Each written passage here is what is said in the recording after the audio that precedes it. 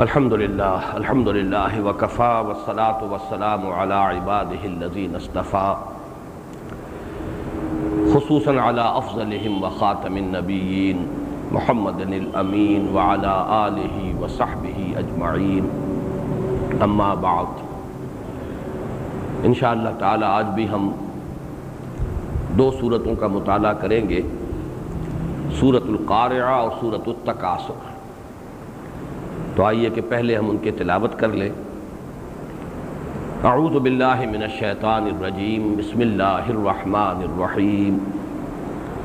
القارعہ ما القارعہ وما ادراک ما القارعہ یوم یکون الناس کالفراش المبثوث وتکون الجبال کالعہن المنفوش فأما من ثقلت موازینہ فہو فی عیشۃ راضیہ وأما من خفت موازینہ فأمہ ہاویہ وما ادراک ما ہی نار حامیہ۔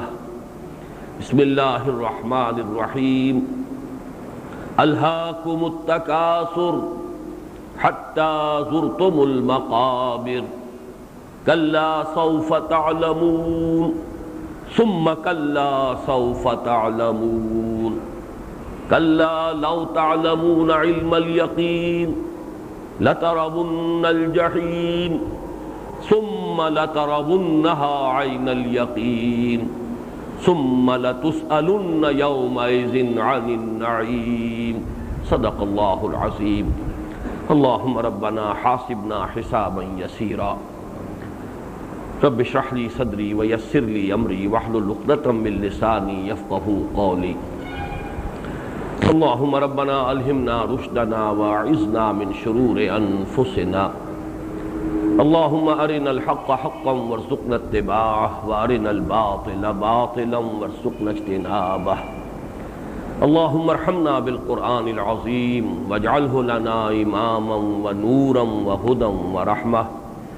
اللہم ذکرنا منہ ما نسینا وعلمنا منہ ما جہلنا وارزقنا تلاوتہ آناء اللیل وآناء النہار واجعلہ لنا حجتا یا رب العالمین، آمین۔ آخری پارے میں جو چار سورتوں کے چھوٹے گروپ ہیں، جن کو میں نے 4 سوروں کا عنوان دیا ہے، تعداد میں یہ کل 5 ہیں۔ ان میں سے اول و آخر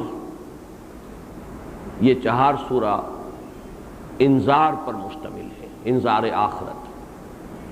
سورۃ التکویر، سورۃ الانفطار، سورۃ المطففین، سورۃ الانشقاق، یہ 4 سورتوں کا ایک گروپ۔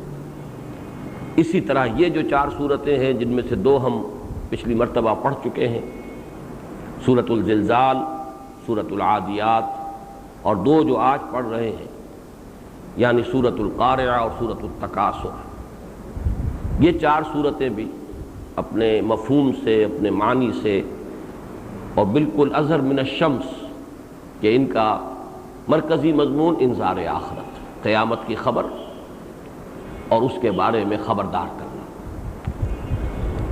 ان 4 سوروں کے بارے میں یہ بات میں نے پہلے بھی عرض کی، پچھلی مرتبہ بھی دہرائی کہ ان میں جو صورتیں شامل ہیں، ان میں باہمی نسبت و تناسب اور مشابہت اور مماثلت جو ہے، وہ چاروں کو ایک یونٹ کی حیثیت سے سامنے رکھا جائے تو زیادہ اجاگر ہوتی ہیں۔ چنانچہ ان 4 صورتوں میں جن کا مطالعہ کر رہے ہیں، پہلی اور تیسری صورتوں کے مابین بڑی مشابہت ہے۔ ان دونوں میں سورۃ الزلزال اور سورۃ القارعہ بس ایک ہی مضمون ہے، کوئی اور اضافی مضمون ہے ہی نہیں۔ وقوع قیامت، حساب کتاب، انسان کے سامنے اس کے اعمال کا آ جانا، پھر آخری نتیجہ عیشۃ راضیہ یا امہ ہاویہ۔ یہ گویا کہ سورۃ الزلزال اور سورۃ القارعہ، ان دونوں کا مضمون بہت ہی ایک دوسرے سے مشابہ ہے۔ دوسری اور چوتھی صورتوں کے مابین بڑی مناسبت ہے، اس میں یقیناً انذار کا مفہوم بھی موجود ہے جو کہ اس 4 سورہ کا مرکزی مضمون ہے، آخرت کا انذار، لیکن اس کے علاوہ انسانی نفسیات کے دو بہت اہم پہلو ہیں جن کو اجاگر کیا گیا۔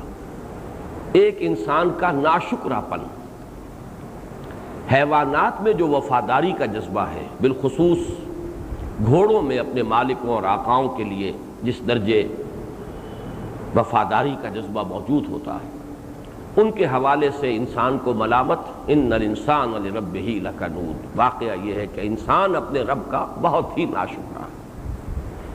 اور سورۃ التکاثر میں محتاط کی طلب جو انسان کی آنکھوں پر پٹی باندھے رکھتی ہے، انسان مال و اسباب دنیاوی کی محتاط، اس کی طلب، اپنے آپ کو اس میں کھپائے رکھتا ہے، لگائے رکھتا ہے، حقائق کی طرف متوجہ ہوتا ہی نہیں، اپنے باطن میں جھانکنے کی فرصت ہی نہیں ملتی، یہاں تک کہ اچانک وہ وقت آ جائے گا کہ پھر محسوس کرے گا کہ جب آنکھ کھلی گل کی تو موسم تھا خزاں کا، یومئذ یتذکر الانسان وانیٰ لہ الذکریٰ۔ تو یہ سورہ عادیات اور سورۃ التکاثر ان دونوں میں نسبتاً زیادہ مناسبت ہے۔ اسی طریقے سے ایک بات اور نوٹ کر لیجئے کہ اس 4 سورے کی پہلی سورت اور آخری سورت، ان دونوں میں بھی ایک مشابہت ہے۔ ایک تو یہ کہ حجم کے اعتبار سے پہلی سورت بھی 8 آیات پر مشتمل، آخری بھی 8 آیات پر مشتمل، اور دوسرے یہ کہ یہ دونوں سورتیں قرآن حکیم کی چھوٹی صورتوں میں سے جن کے خصوصی فضائل نبی اکرم صلی اللہ علیہ وسلم سے منقول ہیں ان میں شامل ہیں۔ جیسے آپ کو معلوم ہے سورہ اخلاص 4 آیات پر مشتمل ہے، حضور نے اسے ثلث قرآن قرار دیا ہے، وہ تہائی قرآن کے مساوی ہے، اس لیے کہ بنیادی ایمانیات 3 ہیں، توحید، معاد اور رسالت۔ توحید پر وہ کامل ہے سورت اور نہایت جامع، اس اعتبار سے گویا کہ یہ توجیہ ہے جو ہم کر رہے ہیں، لیکن قول تو محمد الرسول اللہ صلی اللہ علیہ وسلم کا یہ ہے کہ یہ ثلث قرآن ہے۔ اسی طریقے سے سورۃ الزلزال کے بارے میں 2 اقوال ملتے ہیں، یہ بھی کہ یہ نصف قرآن ہے اور یہ بھی کہ یہ ربع قرآن ہے، چوتھا حصہ ہے۔ اور اسی طریقے سے سورہ تکاثر کے بارے میں روایت ملتی ہے جسے امام بیہقی بھی لائے ہیں اور امام حاکم بھی رحمہم اللہ، اور یہ روایت جو ہے مرفوعاً مروی ہے حضرت عبداللہ ابن عمر رضی اللہ تعالی عنہما سے۔ وہ فرماتے ہیں کہ حضور نے ایک مرتبہ فرمایا، کیا تمہارے لیے یہ ممکن نہیں ہے کہ روزانہ رات کو سونے سے پہلے 1000 آیات تلاوت کر لیا کرو قرآن حکیم کی؟ تو صحابہ گھبرا گئے، انہوں نے عرض کیا حضور کس کے لیے یہ ممکن ہے کہ وہ روزانہ 1000 آیات؟ آپ کو معلوم ہے کہ 1/6 قرآن ہو گیا، 5 پارہ، کس کے لیے ممکن ہے؟ تو آپ نے فرمایا تم سورہ تکاثر کی تلاوت کر لیا کرو، یہ 1000 آیات کے مساوی ہو جائے گی۔ واقعہ یہ ہے کہ ان کا اصل مراد کیا ہے؟ ان صورتوں کا اگر مراقبہ انسان کرے، ان صورتوں میں جو مرکزی مضمون آیا ہے یہ گویا کہ اس کے لوح قلب پر اگر نقش ہو جائے تو انسان کی ہدایت اور رہنمائی، جیسے سورۃ العصر جو اب اس کے بعد آ رہی ہے، امام شافعی کا قول ہے رحمۃ اللہ علیہ کہ لو تدبر الناس هذه السورة لوسعتهم، اور لو لم ينزل من القرآن سواها لكفت الناس، اگر لوگ صرف سورۃ العصر پر تدبر کریں، تدبر کا حق ادا کریں، تو یہ ان کی ہدایت کے لیے کافی ہو جائے گی۔ اور اگر قرآن میں سے سوائے سورۃ العصر کے کچھ نازل نہ ہوتا تو بھی یہ ان کی ہدایت کے لیے کفایت کر جاتی۔ تو جیسی شان اس کی ہے اسی طرح کی شانیں جو ہے سورۃ الزلزال کی، کہ واقعتاً اگر جو اس کے اندر مضامین آئے ہیں انسان کے دل پر اگر نقش ہو جائیں، وہ انہیں تازہ کرتا رہے۔ نقش کو بھی تازہ کرنے کی ضرورت پڑتی ہے۔ مجھے بہت پسند ہے وہ شعر، پھر یاد آ گیا حفیظ جالندری کا کہ سرکشی نے کر دیے دھندلے نقوش بندگی، آؤ سجدے میں گرے لوح جبی تازہ کرے۔ یہ جو ہماری پیشانیوں پر نقش بندگی ہونا چاہیے، اللہ تعالیٰ کی عبادت اور اللہ کے بندے ہونے کا ایک نشان، تو سجدے میں گر کر گویا کہ ہم اپنی اس بندگی کے نشان کو پھر اجاگر کرتے ہیں، پھر تازہ کرتے ہیں۔ تو یہ جو نقش ہے اگر اس کو تازہ کیا جاتا رہے، رات کو انسان سونے سے پہلے انہیں پڑھ لے، تو اس سے یہ کہ پھر حقائق منکشف ہو جائیں گے، جیسے کہ الہاکم التکاثر حتی زرتم المقابر، یہ ایک ذاتی محاسبہ، احتساب نفس، کہ اس کے لیے بہترین جو ہے سورہ مبارکہ ہے کہ انسان جو ہے چونک جائے ایک مرتبہ کہ کہیں میں تو نہیں ہوں وہ کہ جن کا ذکر ان آیات میں ہو رہا ہے۔ ایک بات اور جو پچھلی مرتبہ رہ گئی تھی اس کو نوٹ کر لیں کہ پہلا جوڑا جو تھا 4 سورے میں، ظاہر بات ہے کہ 2 صورتیں ایک جوڑے کی ہیں، 2 صورتیں ایک جوڑے کی ہیں۔ پہلے جوڑے کے مابین، پہلے جوڑے کی 2 صورتوں کے مابین جو مناسبت ہے وہ 2 اعتبارات سے۔ سورۃ الزلزال میں فرمایا وَأَخْرَجَتِ الْأَرْضُ أَثْقَالَهَا، اور زمین نکال پھینکے گی اپنے تمام بوجھ جو کچھ اس کے اندر ہے۔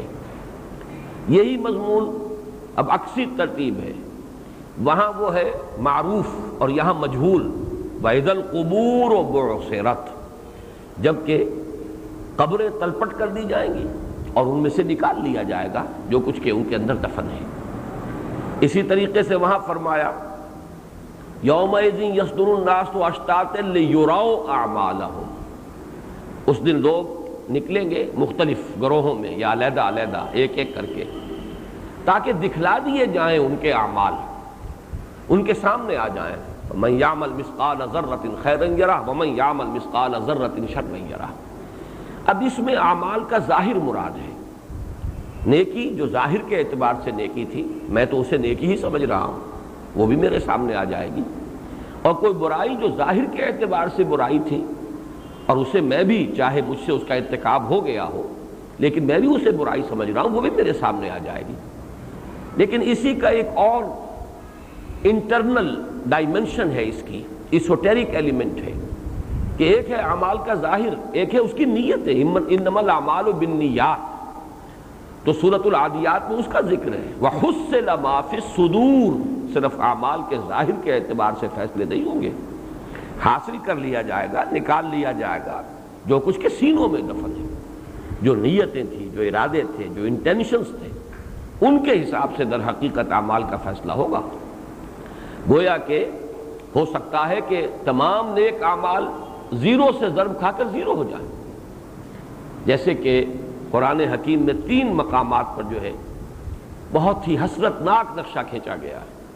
کچھ لوگ ہوں گے قیامت کے دن جو اپنی نیکیوں پر بڑا تکیہ کیے ہوئے ہوں گے، ہم نے بڑے نیک کام کیے، بڑے فاؤنڈیشنز ہم نے چلائے، بڑے ادارے قائم کیے یتیموں کے لیے، بیواؤں کے لیے، اور بڑے خدمت خلق کے کام کیے، نمازیں پڑھی، روزے رکھے، تو بڑے وہ پر امید ہوں گے، اور قیامت کے دن جب ان کے اعمال ان کے سامنے آئیں گے تو لپکیں گے کہ یہ ہماری نیکیاں ہیں، لیکن چونکہ وہ ریاکارانہ نیکیاں ہوں گی، ان کے پشت پر حقیقی ایمان، صرف اللہ کی رضا جوئی، صرف اخروی ثواب ان کا مقصود نہیں تھا، بلکہ دنیاوی شہرت، ریاکاری، ریا اور سمعہ، یہ وہ چیزیں ہیں کہ اگر یہ تھی نیت تو زیرو سے ضرب کھا کر وہ تمام اعمال زیرو ہو جائیں گے، اور جو حسرت اس وقت طاری ہوگی لوگوں پر اس کا نقشہ کھینچا گیا ہے سورہ ابراہیم میں۔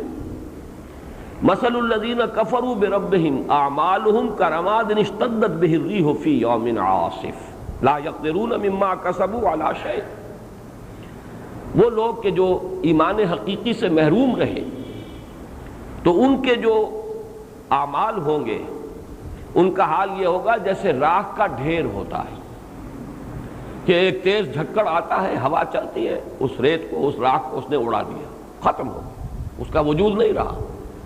اب وہ تو سمجھتے تھے بڑی نیکیاں کر کے ہم لائے، بڑے ہمارے اونچے اعمال ہیں، لیکن وہاں کچھ نہیں ہوگا، بس پہلے تو ڈھیر نظر آئے گا، لیکن یہ کہ ایک ہوا کا جھونکا آئے گا اور وہ راکھ جو ہے وہ اڑ جائے گی۔ اب انہیں کوئی بھی اختیار حاصل نہ ہوگا اپنے ان اعمال پر، یعنی ان میں سے کسی کا کوئی اجر و ثواب انہیں نہیں ملے گا۔ پھر سورۃ النور میں فرمایا والذین کفروا اعمالہم کسراب بقیعۃ یحسبہ الظمآن ماء حتی اذا جاءہ لم یجدہ شیئا ووجد اللہ عندہ فوفاہ حسابہ واللہ سریع الحساب۔ یہ لوگ جو حقیقی ایمان سے محروم تھے، ریاکارانہ نیکیاں کرتے رہے، دنیا میں یا تو قانوناً بھی کافر تھے یا ویسے کہنے کو مسلمان تھے، لیکن ایمان حقیقی سے، دل والے ایمان سے، قلبی تصدیق والے ایمان سے محروم۔ جب وہ قلبی تصدیق والا ایمان نہیں ہے تو پھر اعمال جو ہے، نیکیاں جو ہیں وہ ریاکاری کے تحت ہی ہوں گی۔ ان کے اعمال سراب کے مانند ہوں گے جن کو پیاسا سمجھتا ہے پانی. ایک صحرا ہے، لق و دق چٹیل میدان ہے، اور پیاس سے ایک شخص برا جا رہا ہے، اسے دور پانی نظر آتا ہے، اسی کو آپ سراب کہتے ہیں، مراج.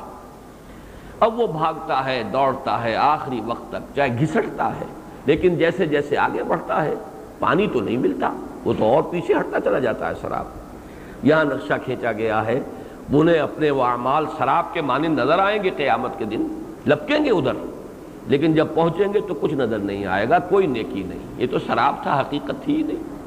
ہاں اللہ کو موجود پائیں گے جو ان کا حساب چکا دے گا. اللہ کو حساب چکاتے دیر نہیں لگتی، یعنی زیرو سے ضرب کھا کر وہ تمام اعمال زیرو ہو گئے. یہی بات پھر سورۃ الفرقان میں آئی ہے، وَقَدِمْنَا إِلَىٰ مَا عَمِلُوا مِنْ عَمَلٍ فَجَعَلْنَاهُ هَبَاءً مَنْثُورًا.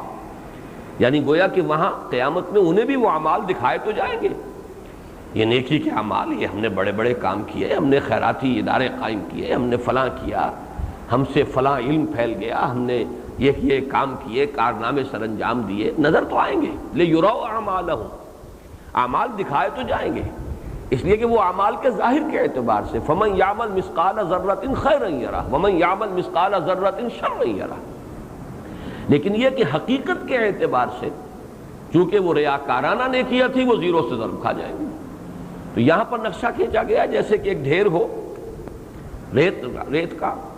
سورہ ابراہیم میں تو آیا تھا کہ ہوا کا ایک جھونکا آئے گا اڑا دے گا، اور یہاں ایک عجیب تصویر لفظی ہے. ہم آگے بڑھیں گے ان کے اعمال کی طرف، اور گویا کہ جیسے ٹھوکر مار دی جاتی ہے. یہ لفظ ٹھوکر یہاں موجود نہیں ہے، لیکن یہ کہ تصویر لفظی چونکہ میں نے کہا ہے، الفاظ میں ایک منظر کھینچ دینا، منظر کشی لفظوں کے اندر. وَقَدِمْنَا إِلَىٰ مَا عَمِلُوا مِنْ عَمَلٍ، ہم بڑھیں گے، متوجہ ہوں گے، آگے بڑھیں گے ان کے وہ بڑے بڑے اعمال جو انہوں نے کیے تھے، جن پر بڑا غرہ تھا، بڑا تکیہ تھا. فَجَعَلْنَاهُ هَبَاءً مَنْثُورًا، ایک ٹھوکر لگائیں گے اور اس غبار کو اڑا دیں گے، فضا میں تحلیل ہو جائے گا غبار، یعنی زیرو سے ضرب دیں گے، جسے میں بارہا کہہ رہا ہوں. تو یہ جو ان دو صورتوں کے مابین بڑا گہرا ربط ہے. اعمال کا ظاہر، یومئذ یصدر الناس اشتاتا لیروا اعمالهم فمن يعمل مثقال ذرة خیرا یرہ ومن يعمل مثقال ذرة شرا یرہ. لیکن یہ کہ سورۃ العادیات میں واضح کیا گیا ظاہر کے اعتبار سے all that glitters is not gold، وہ جو نیکیاں نظر آ رہی ہوں گی وہ سب نیکیاں نہیں ہوں گی. وحصل ما فی الصدور، اور نکال لیا جائے گا، حاصل کر لیا جائے گا جو کچھ کے سینوں میں مضمر تھا، جو نیتیں تھیں، جو ارادے تھے، جو اصل عزائم تھے، جو حقیقی مقاصد تھے، جو اصل موٹیوز تھے جن کے تحت کہ وہ عمل کیے گئے. اور وہ اگر ریاکاری پر تھا معاملہ سارا تو زیرو سے ضرب کھا کر وہ اعمال معدوم ہو جائے. ایک چیز اور بھی نوٹ کر لیجئے، پہلی تین صورتوں میں، ان میں سے اب سورۃ القاریہ تو ابھی ہم پڑھیں گے، یہ مضمون ایک اور اعتبار سے ایک تدریجاً ارتقا کرتے ہوئے انتہا کو پہنچا ہے. چوتھی صورت کا معاملہ اس سے نسبتاً علیحدہ ہے، لیکن یہ کہ یہ تین صورتوں میں، جیسے سورۃ الزلزال میں ابھی میں نے عرض کیا، اعمال کا ظاہر سامنے آ گیا، یہ تمہاری نیکیاں، یہ تمہاری برائیاں. دوسری صورت میں اب اس کو ضرب دی گئی نیتوں سے، حصل ما فی الصدور. اس کا جو نتیجہ نکلے گا وہ تیسری صورت میں ہے، اور وہ ہے وزن اعمال. وہ نیکیوں کا وہی اعمال وزن کیے جائیں گے کہ جن کے اندر حقیقتاً کوئی نیکی ہوگی، ان کا عمل وزن ہوگا، اور اس کے نتیجے میں اما من خفت موازینہ فامہ ہاویہ واما من ثقلت موازینہ فہو فی عیشۃ راضیہ. یہ گویا کہ آخری نتیجہ، اور نتیجے کا پھر وہ جو ظہور ہونا ہے کہ یا تو عیشت الراضیہ ہے، ہمیشہ ہمیشہ کے لیے بہت ہی اچھی زندگی، جنت کی زندگی، اور یا امہ ہاویہ ہے، ان کا ٹھکانہ جو ہے وہ جہنم کی کھائی اور گھٹ بننے والا ہے. یہ انتہا کو پہنچا معاملہ سورۃ القاریہ میں، یہ ایک ترتیب ہے. باقی جہاں تک سورۃ القاریہ اور سورۃ التکاثر کے مابین ربط ہے وہ بہت واضح ہے، وہ آج نمایاں ہو جائے گا کہ سورۃ القاریہ ختم ہوتی ہے فَأُمُّهُ حَاوِيَةٌ وَمَا أَدْرَاكَ مَا هِيَ نَارٌ حَامِيَةٌ، اور سورۃ التکاثر کا اکثر و بیشتر حصہ اسی پر ہے، لَتَرَوُنَّ الْجَحِيمَ. ابھی تو یہ حاویہ کی خبر ہم تمہیں دے رہے ہیں، ابھی تو تمہیں اس کو ایمان بالغیب کے درجے میں ماننا ہے یا علم الیقین کے درجے میں ماننا ہے.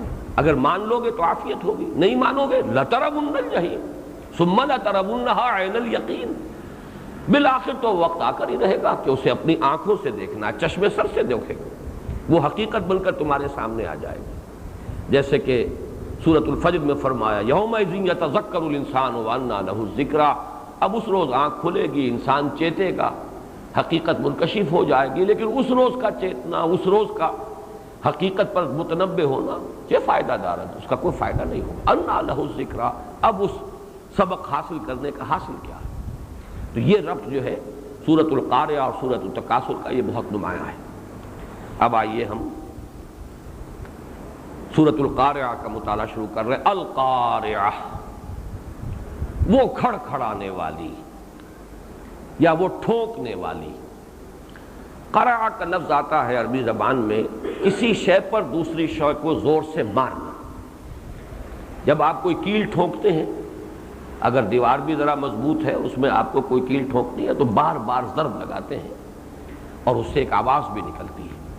تو کسی شے کو کسی دوسری شے پر ضرب شدید کی صورت میں مارنا، اس سے آواز نکلتی ہے، تو یہ کھڑ کھڑانا۔ اسی طریقے سے دروازے پر دستک، یہ بھی قرع، اس لیے کہ رات کو فرض کیجئے بہت غفلت کا وقت ہے اور دروازہ پیٹ رہا ہے کوئی شخص، تو یہ بھی قرع، اس لیے کہ ہاتھ سے دروازے کے اوپر ضرب لگائی جا رہی ہے۔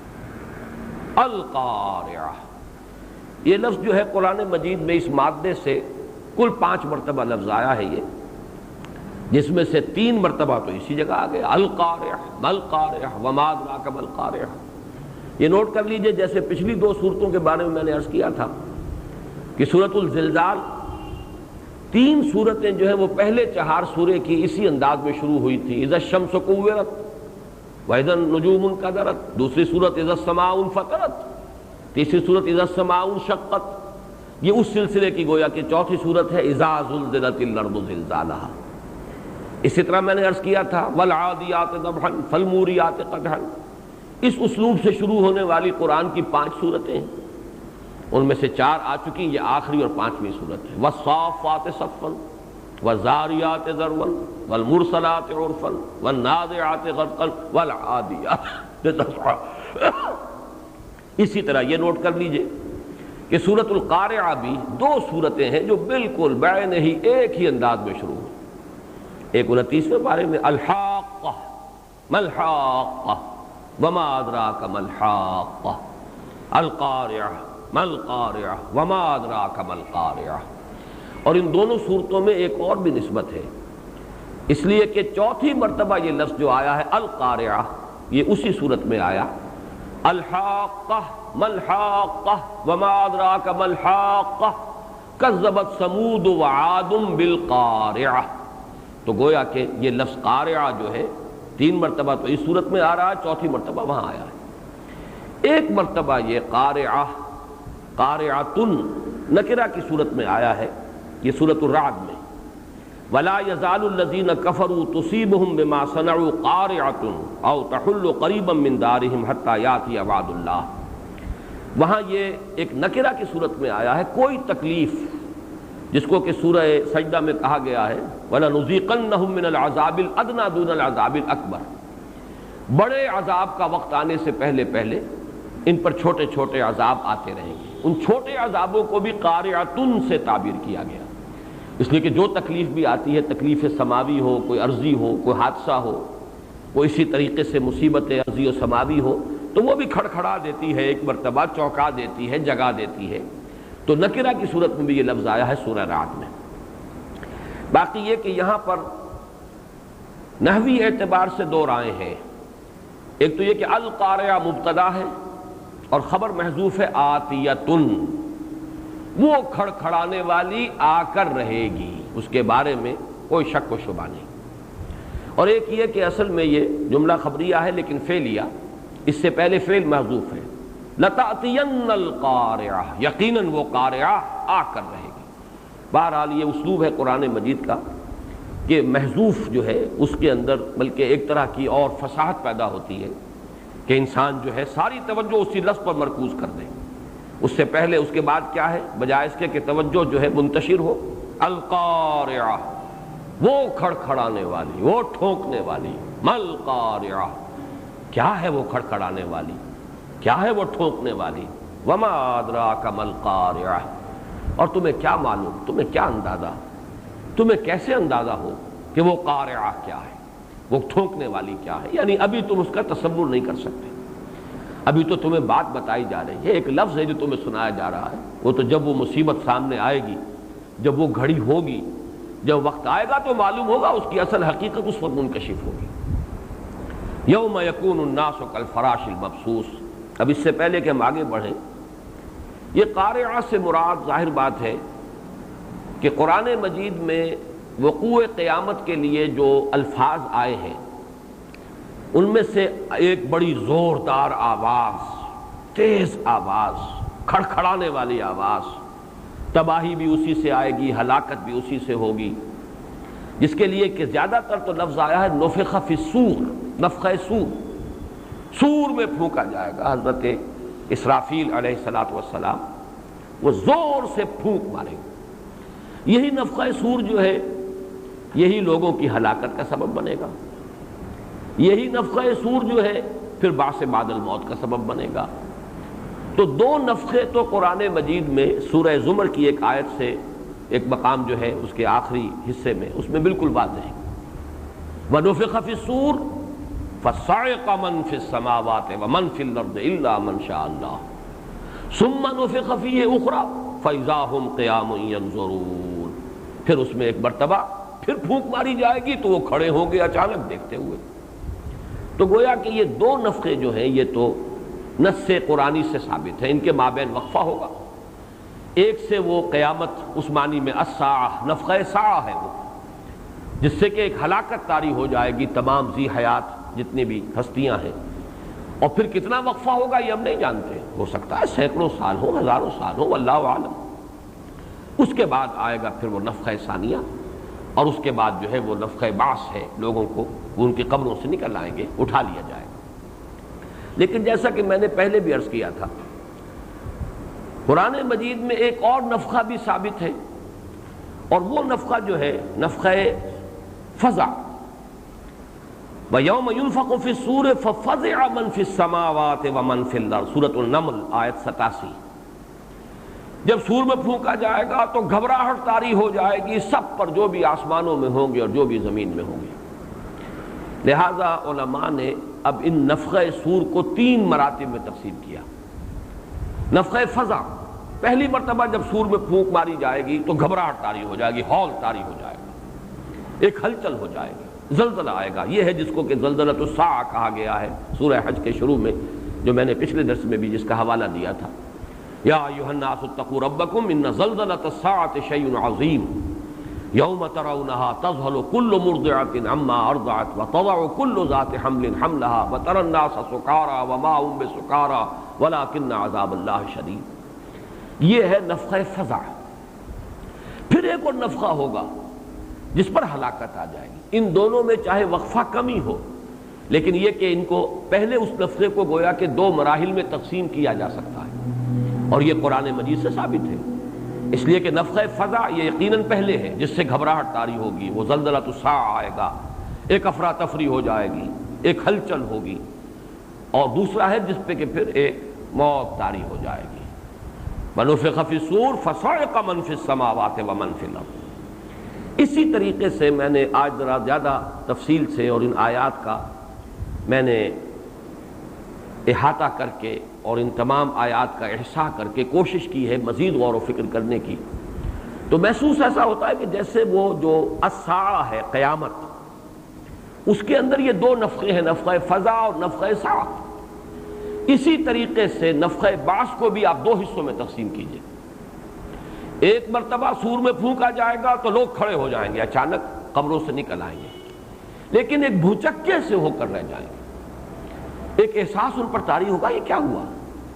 اس کا نقشہ پچھلی صورت میں آ چکا ہے، وَقَالَ الْإِنسَانُ مَا لَهَا، جب زمین جو ہے وہ اپنے تمام بوجھ نکال دے گی تو اب انسان حیران اور ششدر ہو کر، پریشان ہو کر اور بھوچکا سا ہوگا یہ کیا ہوا ہے۔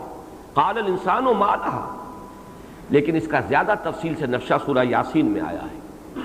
قالوا یا ویلنا من بعثنا من مرقدنا هذا ما وعد الرحمن وصدق المرسلون۔ وہ کہیں گے ہائے ہماری شامت، ہمیں ہماری قبروں سے کس نے اٹھا لیا؟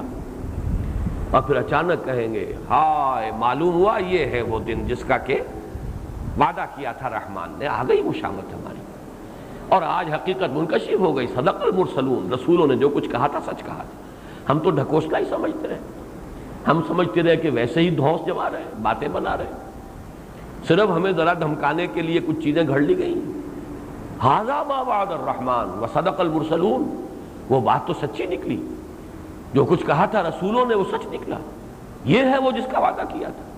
تو یہ کتنا ہی تھوڑا سا وقت ہو، لیکن یہ کہ ایک یہ کیفیت جو ہے بھوچکا اور حیران و ششدر ہونے کی، یہ انسان پر طاری ہوگی۔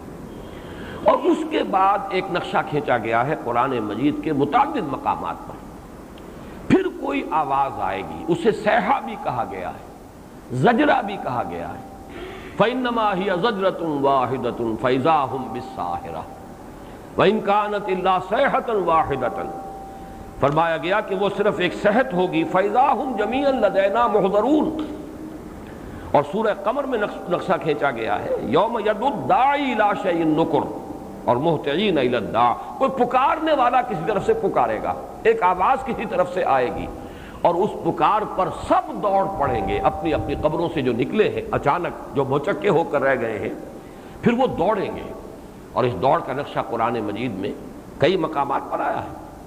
سورۃ المعارج میں آیا ہے یخرجون من الاجداث سراعا کانہم الی نصب یوفضون، اپنی قبروں سے نکل کر ایسے دوڑیں گے جیسے کہ کوئی نشانی ہے اور اس کی طرف کوئی نشان لگا ہوا ہے، اور مسابقت کر رہے ہیں، ایک دوسرے سے آگے نکلنے کی کوشش کر رہے ہیں، جیسے دوڑ کا مقابلہ ہوتا ہے۔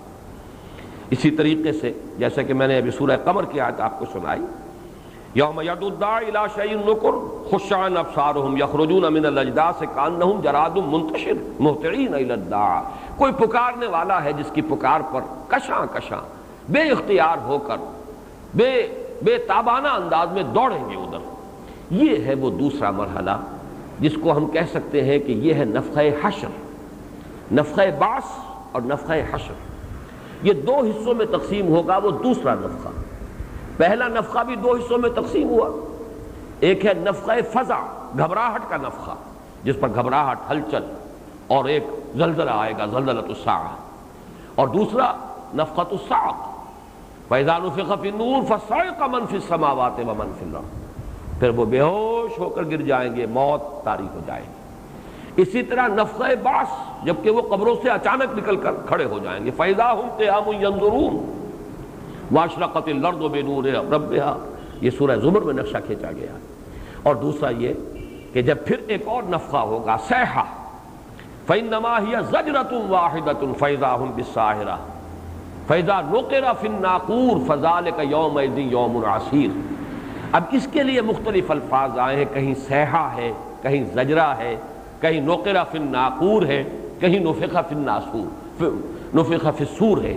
تو یہ مختلف انداز ہے، لیکن اگر ان کا احصاء کیا جائے تو معلوم ہوتا ہے کہ یہ مرحلے چار ہیں، در حقیقت میں دو نہیں۔ پہلا مرحلہ دو حصوں میں منقسم، نفخہ فزع اور نفخہ صاعق۔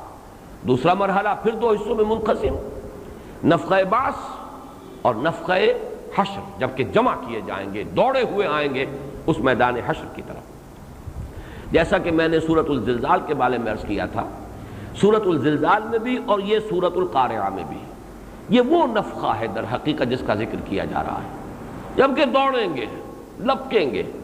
پہلا نفخہ وہ کہ جبکہ اچانک لوگ کھڑے ہو جائیں گے، بھوچکے ہو جائیں گے، وہ نفخہ بعث ہے جس کا سورۃ الزلزال میں تذکرہ ہے۔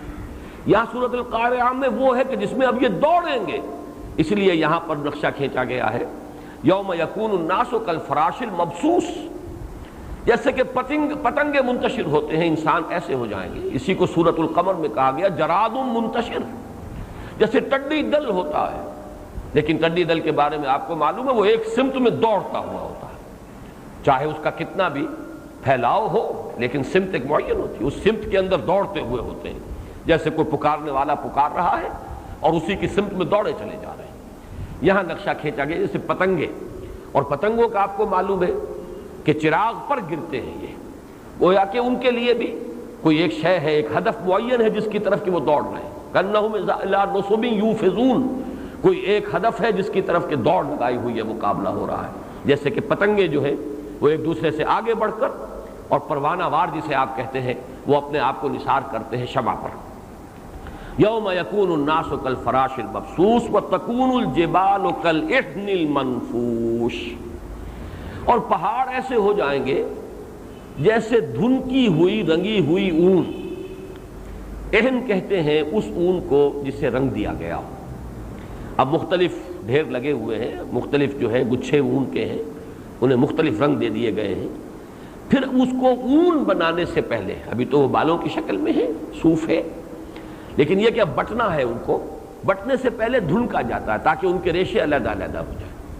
تو یہ جو ریشے علیحدہ علیحدہ ہو جاتے، دھنکی ہوئی روئی، اصل میں چونکہ روئی عرب میں تھی نہیں، اگر تو یہ کہیں اس علاقے میں قرآن مجید نازل ہوتا تو زیادہ قریبی جو ہے وہ روئی جو ہے، دھنکی ہوئی روئی، اس کا ہمارے سامنے تصور زیادہ ہے۔ اون کا دھنکا جانا وہ زیادہ ہمارے لیے معروف نہیں ہے، لیکن جہاں کاٹن تھی نہیں، روئی کا کوئی وجود نہیں، وہاں یہ اون ہی کے ساتھ یہ سارا معاملہ ہوتا تھا۔ صوف جو ہے اسی کو پہلے وہ رنگتے تھے، پھر اس کو وہ دھنکتے تھے، پھر جب ریشے علیحدہ علیحدہ ہو گئے اب ان کو بٹتے تھے تو وہ اون کی شکل بنتی تھی، اس سے اب کپڑا بنائیے، کمبل بنائیے، جو بھی بنائیے۔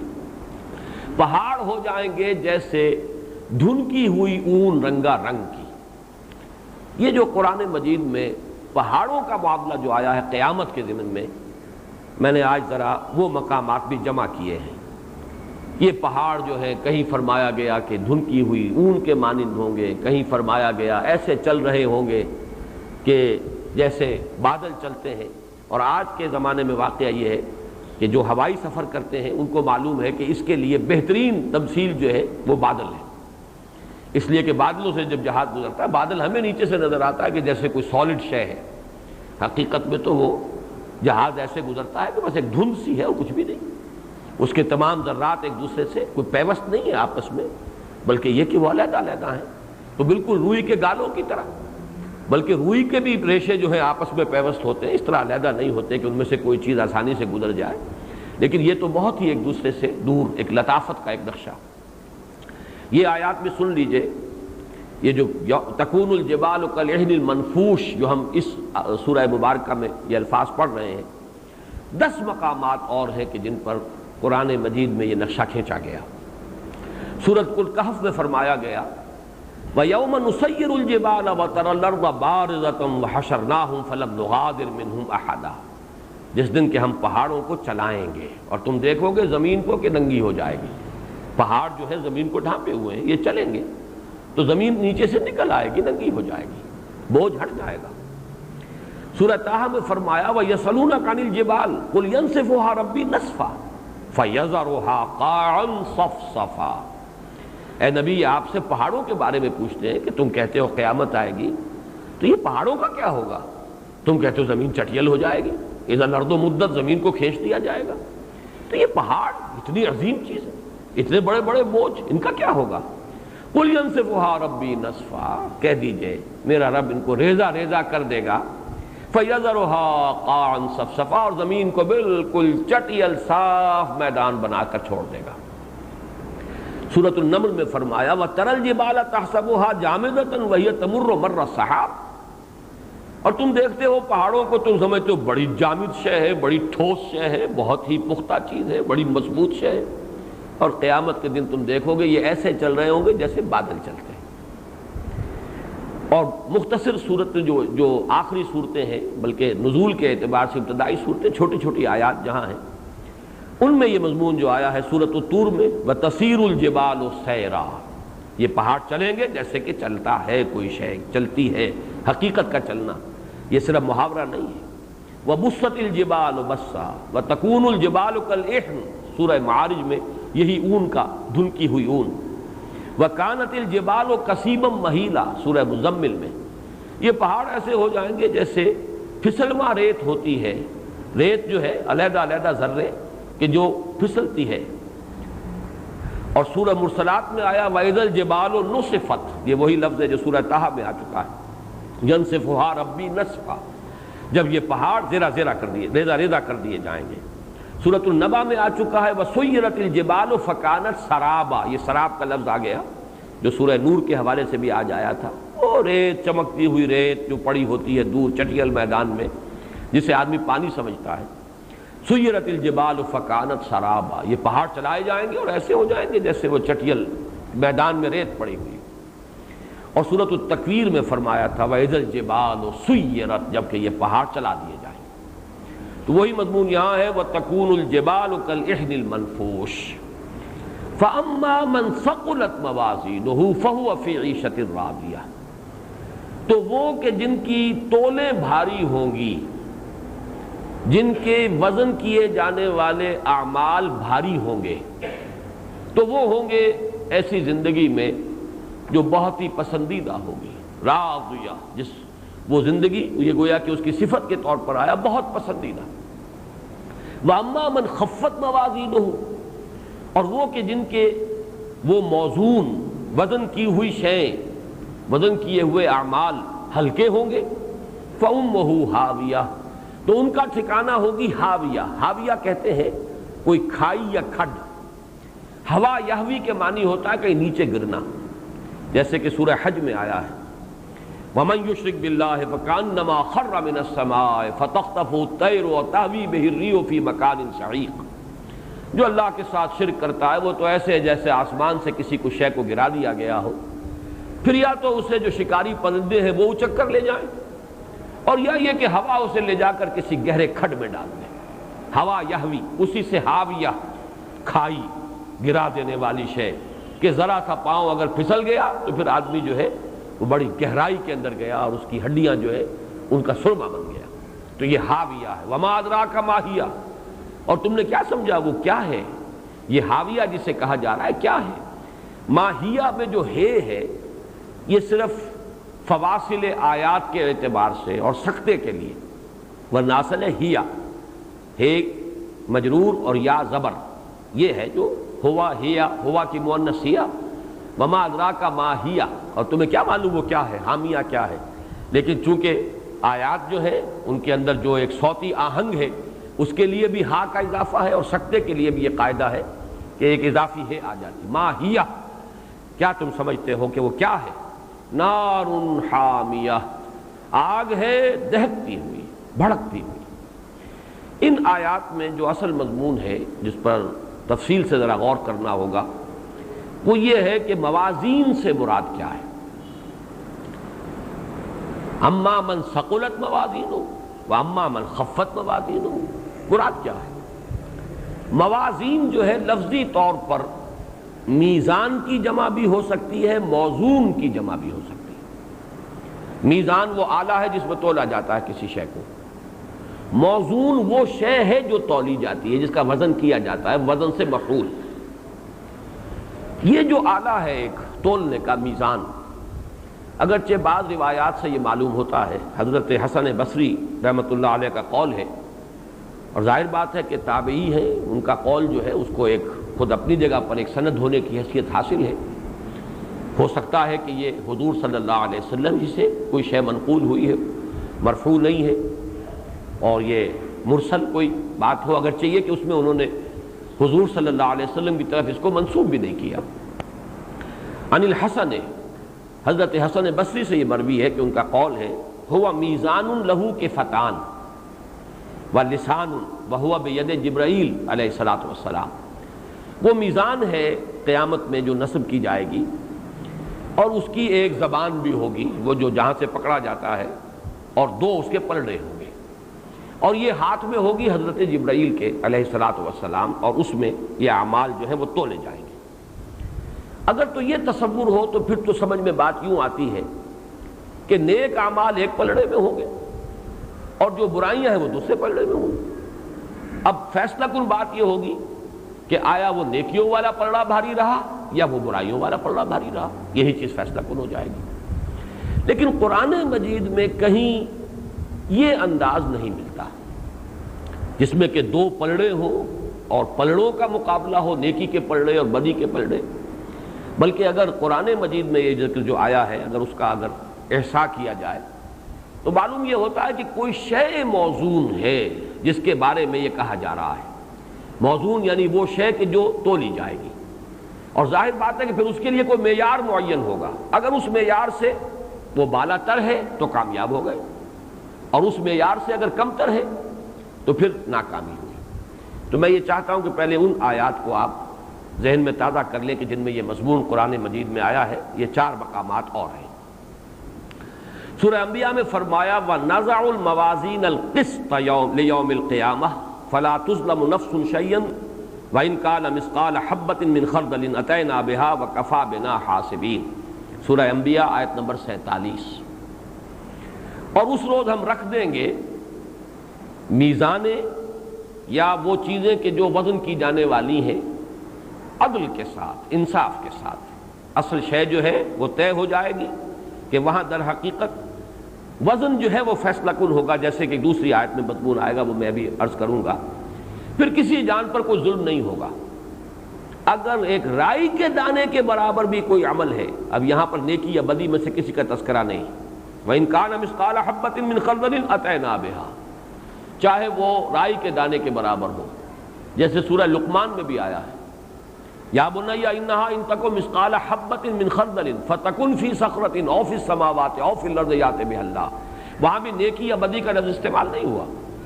انسانی اعمال، مجرد اعمال، خواہ وہ رائی کے دانے کے برابر ہوں، پھر خواہ وہ کہیں کسی چٹان میں ہوں، زمین کے پیٹ میں گھس کر کیے گئے ہوں، فضا میں یا خلا میں وہ عمل کیا گیا ہو، اللہ تعالیٰ لے آئے گا۔ اللہ بہت باریک بین ہے، باخبر ہے۔ اسی طرح یہاں ہے وَإِنْ كَانَ مِثْقَالَ حَبَّةٍ مِّنْ خَرْدَلٍ أَتَيْنَا بِهَا وَكَفَىٰ بِنَا حَاسِبِينَ، ہم کافی ہیں حساب کرنے کے لیے۔ سورۃ الاعراف کی آیات 8 اور 9 میں فرمایا وَالْوَزْنُ يَوْمَئِذٍ الْحَقُّ۔ اس کے دونوں مفہوم ہیں۔ وزن ہی اس دن فیصلہ کن ہوگا، وزن ہی سے بات طے ہوگی، اور یہ بھی کہ حق ہی میں اس روز وزن ہوگا۔ باطل میں وزن ہوگا ہی نہیں۔ باطل چاہے پہاڑ کے مانند نظر آ رہا ہو، اس کا وزن نہیں ہوگا، اس کی حقیقت ہے ہی نہیں۔ وہ بات جو میں ابھی عرض کر چکا ہوں 3 مقامات کے حوالے سے کہ نیکیوں کا انبار ہوگا، لیکن اصل میں تو وہ راکھ کا ایک ڈھیر ہوگا، اس میں وزن ہوگا ہی نہیں۔ یہ دونوں مفہوم ذہن میں رکھیے۔ والوزن یومئذ الحق، وزن ہی اس روز حق ہوگا، یعنی وزن ہی فیصلہ کن ہوگا۔ اور نمبر 2، حق ہی میں اس روز وزن ہوگا۔ فمن ثقلت موازینہ فاولئک هم المفلحون، تو جن کی وہ تولیں، ایک لفظ میں جو ہے بار بار لا رہا ہوں، اس کی وضاحت بعد میں ہو جائے گی، جن کی تولیں بھاری ہوں گی تو وہ ہوں گے فلاح پانے والے۔ ومن خفت موازینہ فاولئک الذین خسروا انفسهم بما كانوا بآیاتنا یظلمون، اور جن کی تولیں ہلکی ہوں گی تو وہ ہیں کہ جنہوں نے اپنے آپ کو خسارے میں ڈالا ہماری آیات کی ناقدری کرنے کے باعث۔ یہاں تقریباً وہی الفاظ آ گئے کہ جو سورۃ القارعہ میں ہم پڑھ رہے ہیں۔ تیسرا مقام ان الذین کفروا بآیات ربہم ولقائہ فحبطت اعمالہم فلا نقیم لہم یوم القیامۃ وزنا۔ یقیناً وہ لوگ کہ جنہوں نے اپنے رب کی آیات کا انکار کیا اور اس سے ملاقات کے امیدوار نہیں رہے، انکار کیا، کوئی ملاقات نہیں، کوئی آخرت نہیں، لیکن یہ کہ وہ اعمال تو کرتے رہے، کچھ نیکیاں، دکھاوے کی نیکیاں، حبطت اعمالہم، ان کے تمام اعمال حبط ہو جائیں گے۔ ولا نقیم لہم یوم القیامۃ وزنا، اور ان کے لیے ہم کوئی وزن قرار نہ دیں گے قیامت کے دن۔ ان اعمال کا کوئی وزن نہیں ہوگا، ان کے لیے کوئی وزن نہیں ہوگا، چاہے اعمال کتنے ہی بھاری بھرکم ہوں، جیسے کہ 3 آیات کے حوالے سے میں پہلے بیان کر چکا۔ چوتھا مقام ہے یہ سورۃ المومنون آیات 101 تا 103۔ فَإِذَا نُفِخَ فِي الصُّورِ فَلَا أَنْسَابَ بَيْنَهُمْ يَوْمَئِذٍ وَلَا يَتَسَاءَلُونَ، جب سور میں پھونک ماری جائے گی تو اس دن اب ان کے لیے نہ تو کوئی آپس کے نسب مفید ہوں گے، نہ ایک دوسرے کا کوئی حال پوچھے گا۔ نفسی نفسی یوم یفر المرء من اخیہ وامہ وابیہ وصاحبتہ وبنیہ لکل امرئ منہم یومئذ شأن یغنیہ، یہ کیفیت ہوگی۔ فلا انصاب بینہم یومئذ ولا یتساءلون فمن ثقلت موازینہ فاولئک هم المفلحون، تو جن کی تولیں بھاری ہوں گی وہی ہوں گے فلاح پانے والے۔ ومن خفت موازینہ فاولئک الذین خسروا انفسهم فی جہنم خالدون، یہ وہ لوگ ہوں گے کہ جنہوں نے اپنے آپ کو خسارے میں ڈال دیا اور وہ جہنم میں ہوں گے ہمیشہ ہمیشہ رہنے والے۔ تو 3 مقامات ہو گئے قرآن مجید کے جن میں ثقلت موازینہ، اور خفت موازینہ کا ذکر آیا ہے. ایک یہ سورہ قارعہ جو ہم پڑھ رہے ہیں، ایک سورہ اعراف اور ایک سورہ مومنون. ان کو اب سمجھیے کہ یہاں پہ مراد کیا ہے. موازین، میں نے عرض کیا تھا کہ ایک تو مفہوم یہ ہے کہ اس سے مراد موازین میزان کی جمع ہے، اگرچہ حضرت حسن بصری کا قول بھی ہے، اور لیکن یہ کہ واقعہ یہ ہے کہ قرآن مجید کا جو اسلوب ہے اس کے ساتھ یہ میزان کا کوئی تصور جو ہے مطابقت نہیں رکھتا. واللہ اعلم، یہ حقائق ہیں اس عالم کے کہ جن کی اصل حقیقتوں کو پوری طرح سمجھنا اور ان کا ادراک اور شعور جو ہے کامل انداز میں، وہ یہاں ممکن نہیں ہے. وہ تو حقیقت وہاں کھلے گی. ویسے تو میزان آج کل ہمارے پاس وہ بھی ہوتی ہے جس کے دو پلڑے نہیں ہوتے. سپرنگ بیلنس جو ہے وہ تو ایک ہی شے ہے، اس کے ساتھ آپ نے لٹکا دیا اور آپ کو معلوم ہو گیا کہ اس کا وزن اتنا ہے. اور اب جس طرح کے الیکٹرانک جو ہے وہ تو مختلف قسم کی میزانیں آ گئی ہیں. لیکن ایک رائے جو زیادہ قوی معلوم ہوتی ہے وہ یہ ہے کہ موازین سے مراد ہے موزون، اور موزون ہوں گے صرف وہ اعمال جو خلوص اور اخلاص پر مبنی ہوں.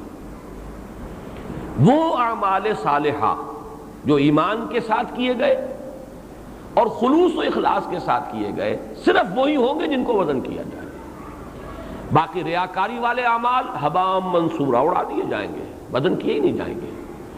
جس ایمان کے پیچھے آخرت کا ایمان نہیں تھا، جن اعمال کے پیچھے، جن کی پشت پر یا جن کی تہ میں، جن کی بنیاد میں، ان کو وزن کیا ہی نہیں جائے گا. اولئک الذین کفروا بآیات ربہم ولقائہ فحبطت اعمالہم فلا نقیم لہم یوم القیامۃ وزنا. ان کا وزن ہے ہی نہیں. یہ بھی ترجمہ ہو سکتا ہے ان کا کوئی وزن قرار نہیں دیا جائے گا، یا ان کے لیے ہم میزان کھڑی نہیں کریں گے، ان کو تولنے کا کوئی سوال ہی نہیں. تو معلوم ہوا کہ جیسے کہ میں عرض کر چکا ہوں سورہ زلزال اور سورۃ العادیات کے حوالے سے یہ چوتھی ڈائمنشن ایڈ کر لیجئے اس وقت. پہلے تو یہ کہ ایک عمل ہے ظاہر کے اعتبار سے نیکی ہے، ظاہر کے اعتبار سے بدی ہے. اس کا ذکر سورۃ الزلزال میں ہو گیا. یومئذ یصدر الناس اشتاتا لیروا اعمالهم فمن یعمل مثقال ذرۃ خیرا یرہ ومن یعمل مثقال ذرۃ شرا یرہ. دوسری ڈائمنشن، اب نیتوں کا سوال آیا. یہ نیکیاں جو ہے ان کے پیچھے خلوص بھی تھا، ان کی تہ میں للہیت بھی تھی کہ نہیں، یا یہ کہ ریاکاری کی نیکیاں تھی جو اس میں بھی اب آگے نکل آئیں. خلوص اور اخلاص کے ساتھ کیے جانے والے نیک اعمال اب وہ ہوں گے کہ جن کو تولا جائے گا. لیکن چوتھی ڈائمنشن آ رہی ہے، یا تھرڈ ڈائمنشن کہیے صحیح معنی میں، کہ یہ جو وزن ہے کس معیار کے مقابلے میں کیا جائے گا. ایک ہدف ہوتا ہے کہ اس تک اگر یہ وزن جو ہے نیکیوں کے، مخلصانہ نیکیوں کے اعمال، وہ جو سورۃ البینہ میں ہم پڑھ چکے ہیں، مخلصین لہ الدین حنفاء، اخلاص کے ساتھ بندگی کی گئی ہو اللہ کی، وہ اگر کیفیت ہے، یہ اعمال خاص حد تک پہنچیں گے تو انسان اس کو کہا جائے گا ثقلت موازین ہو. اس کی یہ نیکیوں کے جو موزون نیکیاں ہیں، قابل وزن جو نیکیاں ہیں، جن کو وزن کیا جا رہا ہے، جو اخلاص پر مبنی تھی، یہ اس حد تک پہنچ گئی ہیں. تو وہ معیار معین ہوگا کس شے سے. اگرچہ یہاں ان صورتوں میں وہ بات مذکور نہیں ہے، لیکن وہ بہت اہم نکتہ ہے اور اس کو قرآن مجید میں دوسرے مقامات پر واضح کیا گیا ہے. تمام انسانوں کے لیے وہ معیار ایک ہی نہیں ہے، اس لیے کہ مختلف انسان دنیا میں جو آئے ہیں تو مختلف کیفیات لے کر آئے ہیں. ہر ایک کی اپنی وسعت ہے. لا یکلف اللہ نفسا الا وسعها. ہر شخص کو جانچا جائے گا اس کی وسعت کے اعتبار سے. لا تکلف نفس الا وسعها. کوئی شخص رسپانسبل نہیں قرار دیا جائے گا مگر اپنی وسعت کے مطابق. اور جو سورہ بنی اسرائیل میں آیا ہے قل کل یعمل علی شاکلتہ، کہہ دیجئے کہ ہر ایک، سب عمل کر رہے ہیں، محنت کر رہے ہیں اپنی شاکلہ کے مطابق. شاکلہ اصل میں یہ وہ ہے جو میں پہلے بیان کر چکا ہوں، میکڈوگل کا جو فلسفہ ہے، ماہر نفسیات میکڈوگل، کہ انسانی شخصیت دو عوامل کا حاصل ضرب ہے.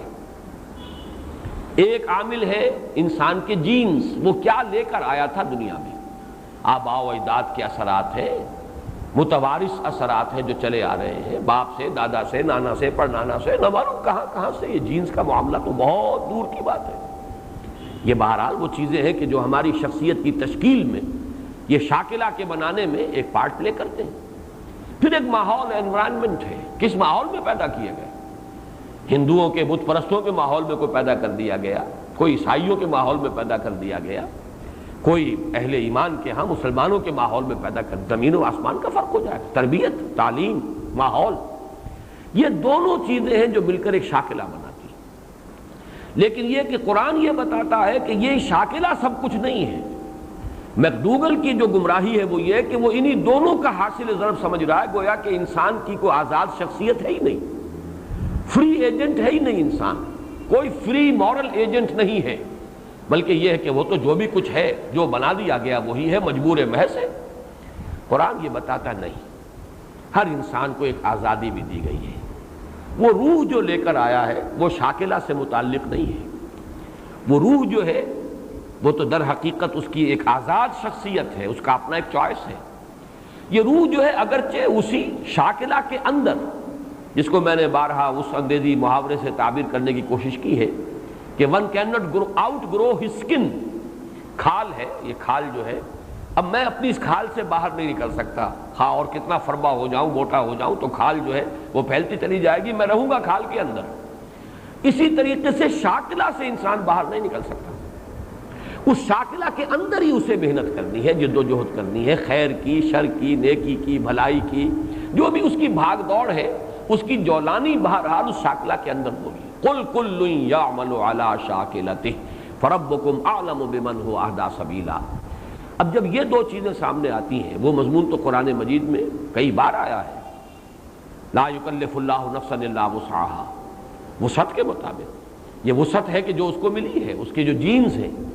کوئی شخص جو ہے بنیادی طور پر موروثی اثرات کے تحت بزدل ہے، کوئی شخص ہے جو موروثی اثرات کے تحت جو ہے جری ہے، بہادر ہے، کوئی شخص ہے جو موروثی اثرات کے تحت غبی ہے، کند ذہن ہے، اور کوئی شخص ہے کہ جو موروثی طور پر وہ ذہین ہے، ان کے آباء و اجداد میں وہ ذہانت جو ہے چلی آ رہی ہے۔ اس اعتبار سے انسان کی اپنی محنت ان دو چیزوں کے اندر ہوگی، وسعت اور شاکلہ، ان دونوں کے اندر، لیکن اللہ جانتا ہے کہ کس شخص کو کیا ملا تھا اور اس نے اس میں کتنی محنت کی ہے۔ لہذا ہر شخص کی کامیابی کا معیار جدا ہوگا۔ یہ نہیں ہے کہ جیسے کہ اندھے کی لاٹھی ہے بس اس سے ہانک دیا جائے سب کو برابر، ایک ہی معیار پر سب کو ناپا جائے، تو اس کے معنی تو یہ کہ نہ شاکلہ جو ہے وہ پیش نظر رہا، نہ ہر انسان کی وسعت جو ہے وہ کنسیڈر کی گئی۔ تو گویا کہ محسوس ہوتا ہے دو چیزیں جو واللہ اعلم، ان چیزوں میں یقین کے ساتھ حتمی طور پر کوئی بات نہیں کہی جا سکتی، میں بیان کر چکا ہوں، دونوں ہی ترجمے ہو سکتے ہیں، موازین میزان کی جمع بھی ہو سکتی ہے، اور میزان سے مراد کیا، ایک پلڑے میں نیکیاں ایک میں برائیاں تول دی جائیں۔ لیکن یہ انداز کہیں اگر حدیث میں ہو تو ہو، میں تیقن کے ساتھ نہیں کہہ سکتا، قرآن مجید میں کہیں نہیں۔ قرآن مجید میں تو ایک ہی شے ہے، وہ یا بھاری ہے یا ہلکی ہے، یعنی وزن کیے جانے والے ہیں ہی نیک اعمال، اور نیک اعمال بھی جو خلوص اور اخلاص کے ساتھ ایمان حقیقی کی بنیاد پر صرف اللہ کی رضاجوئی کے لیے کی گئی، انہی میں وزن ہے اور کسی شے میں وزن ہی نہیں۔ باقی تو حبام منصورہ ہیں، وہ تو کرماد اشتدت بہ الریح فی یوم عاصف، وہ تو ایک راکھ کا ڈھیر ہے جو کہ بس ایک جھونکا آیا ہو گیا، ختم ہو گیا۔ لا نقیم لہم یوم القیامت وزنا، ان کا کوئی وزن ہے ہی نہیں، ان کو تولا جائے گا ہی نہیں۔ تو تولی جانے والی صرف نیکیاں ہیں، اور نیکی بھی وہ جو اخلاص پر مبنی ہو۔ اب دیکھا جائے گا یہ معیار تک، ایک معین معیار تک آ گئی یا نہیں۔ فرض کیجئے 33% ہم اگر پاس مارکس رکھتے ہیں تو کسی شخص کا جو بھی شاکلہ تھا، جو اس کی وسعت تھی، اس کے اعتبار سے جتنا ہونا چاہیے تھا، اگر اس میں 33% ہو گیا تو کامیاب ہو گیا، لیکن اگر اس کے اعتبار سے 33% بھی نہیں ہوا تو ناکام ہے۔ اور کوئی شخص جو ہے، جیسا کہ میں نے عرض کیا ہے، اب یہ ہر شخص کا وہ معیار معین ہوگا اس کے شاکلہ اور اس کی وسعت کے اعتبار سے۔ ھذا ما عندی والعلم عند اللہ فاما من ثقلت موازینہ فهو فی عیشۃ راضیہ واما من خفت موازینہ فامہ ہاویہ وما ادراک ما ہی نار حامیہ۔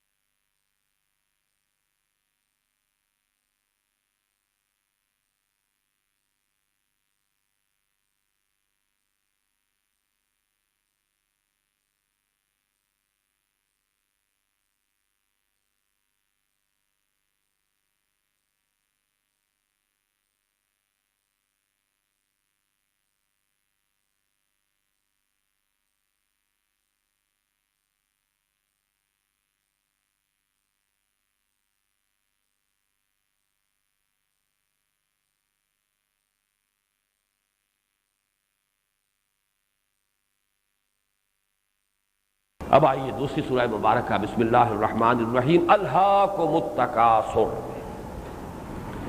غافل کیے رکھا تمہیں محتاط کی طلب نے۔ لہو لعب، قرآن مجید میں یہ الفاظ آئے ہیں، وما الحیات الدنیا الا لہو ولعب۔ لہو کہتے ہیں کھیل کود، وہ شے جو غفلت میں انسان کو مبتلا کر دے، وہ لہو ہے۔ الہا یلہو، یہ گویا کہ اس سے یہ باب افعال ہے۔ الہاکم التکاثر، تمہیں غافل کیے رکھا کثرت نے۔ اب تکاثر جو ہے کثرت سے یہ لفظ بنا ہے، لیکن اس کے تین معنی ہیں۔ کثرت کی طلب، نمبر دو کثرت کی طلب میں ایک دوسرے سے آگے نکلنے کے لیے دوڑ، مقابلہ۔ نمبر تین کثرت پہ کی بنیاد پر ایک دوسرے پر فخر کرنا۔ یہ تین معنی ہیں۔ الہاکم التکاثر، غافل کیے رکھا تمہیں محتاط کی طلب نے۔ الہاکم التکاثر، غافل کیا تمہیں محتاط کے حصول میں ایک دوسرے سے بازی لے جانے کی دوڑ نے۔ الہاکم التکاثر، غافل کیے رکھا تمہیں کثرت اور محتاط پر کی بنیاد پر ایک دوسرے پر فخر کرنے نے۔ تینوں معنی ہوں گے۔ غافل کیے رکھا، یہی لفظ ہے جو ایک حدیث میں بھی آیا ہے، ما قل و کفا خیر مما کثر و الہا۔ جو چیز کم ہو لیکن کفایت کر جائے، ضرورت پوری ہو جائے، کھانے کی جو ضرورت ہے مہیا ہو جائے، جو بھی انسان کی ضروریات ہیں، کپڑے کے دو جوڑے اس کے پاس ہیں، ضرورت پوری ہو رہی ہے۔ ما قل و کفا، کم ہو لیکن کفایت کر جائے، یعنی ہاتھ نہ پھیلانا پڑے کسی کے سامنے۔ خیر مما کثر و الہا، وہ کہیں بہتر ہے اس سے کہ جو زیادہ ہو، محتاط میں ہو، کثرت سے ہو، لیکن غافل کر دے۔ جب محتاط ہوگی تو اس کا ایک منطقی نتیجہ غفلت ہے۔ اس آیہ مبارکہ میں یہ واضح نہیں کیا گیا کہ کس چیز سے غافل کیا۔ الہاکم التکاثر عن ماذا، کس شے سے؟ یہ پھر وہی حذف کا اسلوب ہے، اس میں یہ کہ فصاحت اور بلاغت زیادہ ہے۔ اب آپ غور کیجئے، حقائق سے غافل کیے رکھا، اپنی زندگی کی اصل منزل سے غافل کیے رکھا، اپنے اندر جھانکنے سے غافل کیے رکھا، درون بینی، اپنا ذاتی احتساب کرنے سے غافل کیے رکھا۔ اب یہ تمام چیزیں جو ہیں گویا کہ یہاں پر محذوف کے درجے میں آئیں گی۔ اس میں انسان اپنی سوچ، اپنی فکر، اپنے مزاج کے مطابق فل ان دی بلینک، وہ حذف جو ہے اس خلا کو پر کر سکتا ہے۔ لیکن حاصل کیا؟ الہاکم التکاثر، غافل کیے رکھا تمہیں محتاط کی طلب نے، یا محتاط کے حصول میں ایک دوسرے پر بازی لے جانے کی دوڑ نے، یا محتاط کی بنیاد پر ایک دوسرے پر تفاخر کرنے نے۔ حتی زرتم المقابر، یہاں تک کہ تم جا پہنچے قبروں تک۔ اس میں بعض روایات آئی ہیں کہ یہ شان نزول کی جس طرح کی روایات ہوتی ہیں کہ دو گروہوں اور قبیلوں کے مابین کچھ مقابلہ ہو رہا تھا، آپس میں تفاخر اور تباہی کی باتیں ہو رہی تھی، ہمارے پاس یہ ہے، ہمارے پاس یہ ہے، ہمارے پاس یہ ہے، ہمارے پاس یہ ہے۔ اس میں کہیں یہ بھی بات آ گئی، یہ پرانی قبائلی زندگی کے اندر کثرت جو ہوتی ہے کسی قبیلے کی، کثرت نفوس، یہ بھی قابل فخر شے ہوتی ہے۔ تو اپنے زندوں کی کثرت کے ساتھ ساتھ انہوں نے کہا چلو اپنے اپنے قبرستان گن لو، ہماری کتنے قبریں ہیں اور تمہاری قبریں کتنی ہیں۔ لیکن یہ کہ یہ کوئی ایسی پختہ اور مستند روایت بھی نہیں ہے، اور کچھ اس مضمون کے ساتھ اس کی مطابقت بھی نہیں۔ حتیٰ زرتم المقابر سے مراد یہ ہے کہ یہ محتاط کی طلب انسان کا پیچھا نہیں چھوڑتی جب تک کہ وہ قبر میں اتر نہ جائے۔ ایک حدیث میں بھی یہ مضمون آیا ہے کہ انسان کے پاس اگر ایک وادی ہو دولت کی بھری ہوئی، سونے کی بھری ہوئی، وہ دوسری کا طالب ہو جائے گا، دوسری وہ تیسری کا طالب ہو جائے گا۔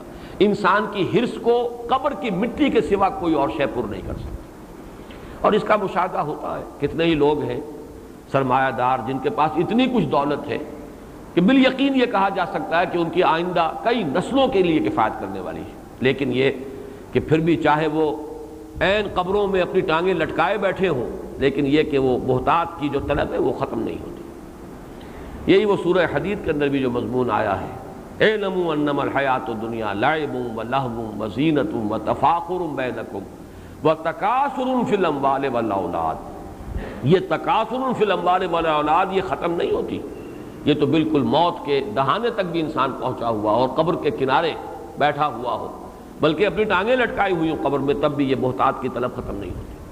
الہاکم التکاثر، تمہیں غافل کیے رکھا یا غافل کیے رکھتی ہے بہتات کی طلب، یا بہتات پر فخر کرنے کا جذبہ، یا بہتات میں ایک دوسرے سے آگے نکلنے کا مقابلہ، یہاں تک کہ تم جا پہنچتے ہو قبروں تک۔ کلا سوف تعلمون، اب یہ ہے انذار کا انداز، کوئی نہیں، وہ وقت دور نہیں ہے کہ تم پر حقیقت منکشف ہو جائے گی، تم جان لو گے۔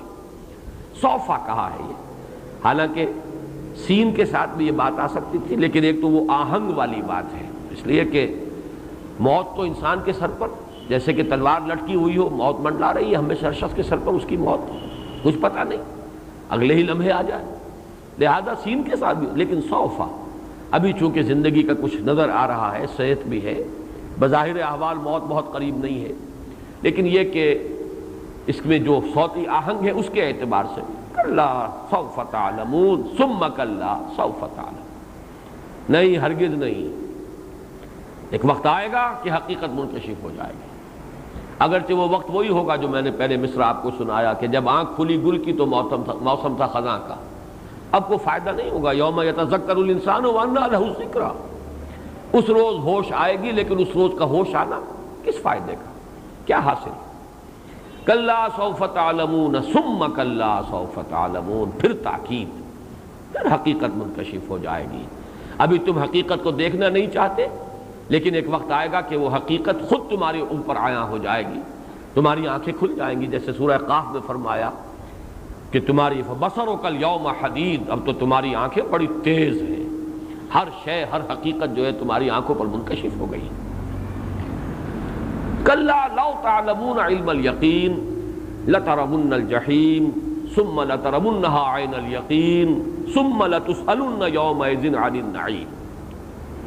کلا لو تعلمون علم الیقین، ہرگز نہیں، اگر تم جان لیتے یقین کا جاننا، یہ جو ہے کلام شرطیہ ہے، لو اس کے دونوں ترجمے ہو سکتے ہیں، اگر تم جان لیتے، کاش کہ تم جان لیتے، یہ تمنائی جو ہے ماضی تمنائی وہ بھی اس انداز میں آتا ہے، کلا لو تعلمون، اگر تم جان لو، کاش کہ تم جان لو۔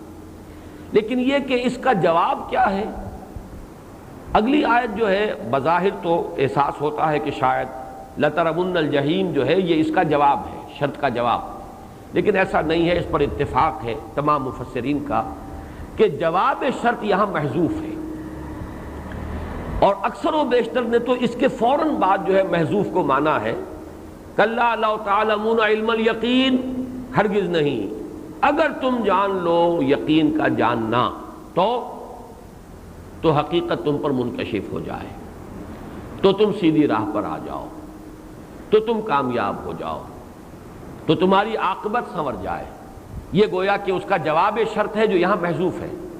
کلا لو تعلمون علم الیقین، اگر تم جان لو یقین کا جاننا تو حقیقت تم پر منکشف ہو جائے، تم اپنی زندگی کا رخ درست کر لو گے، تمہاری عاقبت سنور جائے گی، تم اس حاویہ سے بچ جاؤ گے، فَأُمُّهُ حاویہ، تمہارا انجام بخیر ہوگا، یہ گویا کہ جواب شرط ہے جو محذوف ہے۔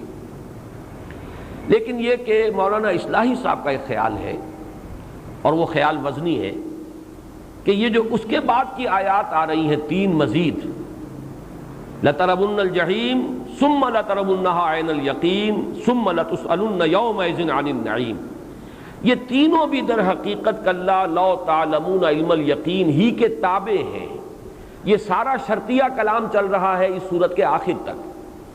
ہرگز نہیں، اگر تم جان لیتے یقین کا جاننا، لازم، اور یہ کہ تم دیکھو گے جہنم کو، جہنم کو دیکھ کر رہو گے، پھر تمہیں دیکھنا ہی ہے اسے، آنکھ والا دیکھنا، یقین کا دیکھنا، اور پھر تم سے لازماً پوچھا جائے گا اور نعمتوں کا حساب لیا جائے گا، تو یہ گویا کہ جواب شرط اب اس کے بعد آئے گا۔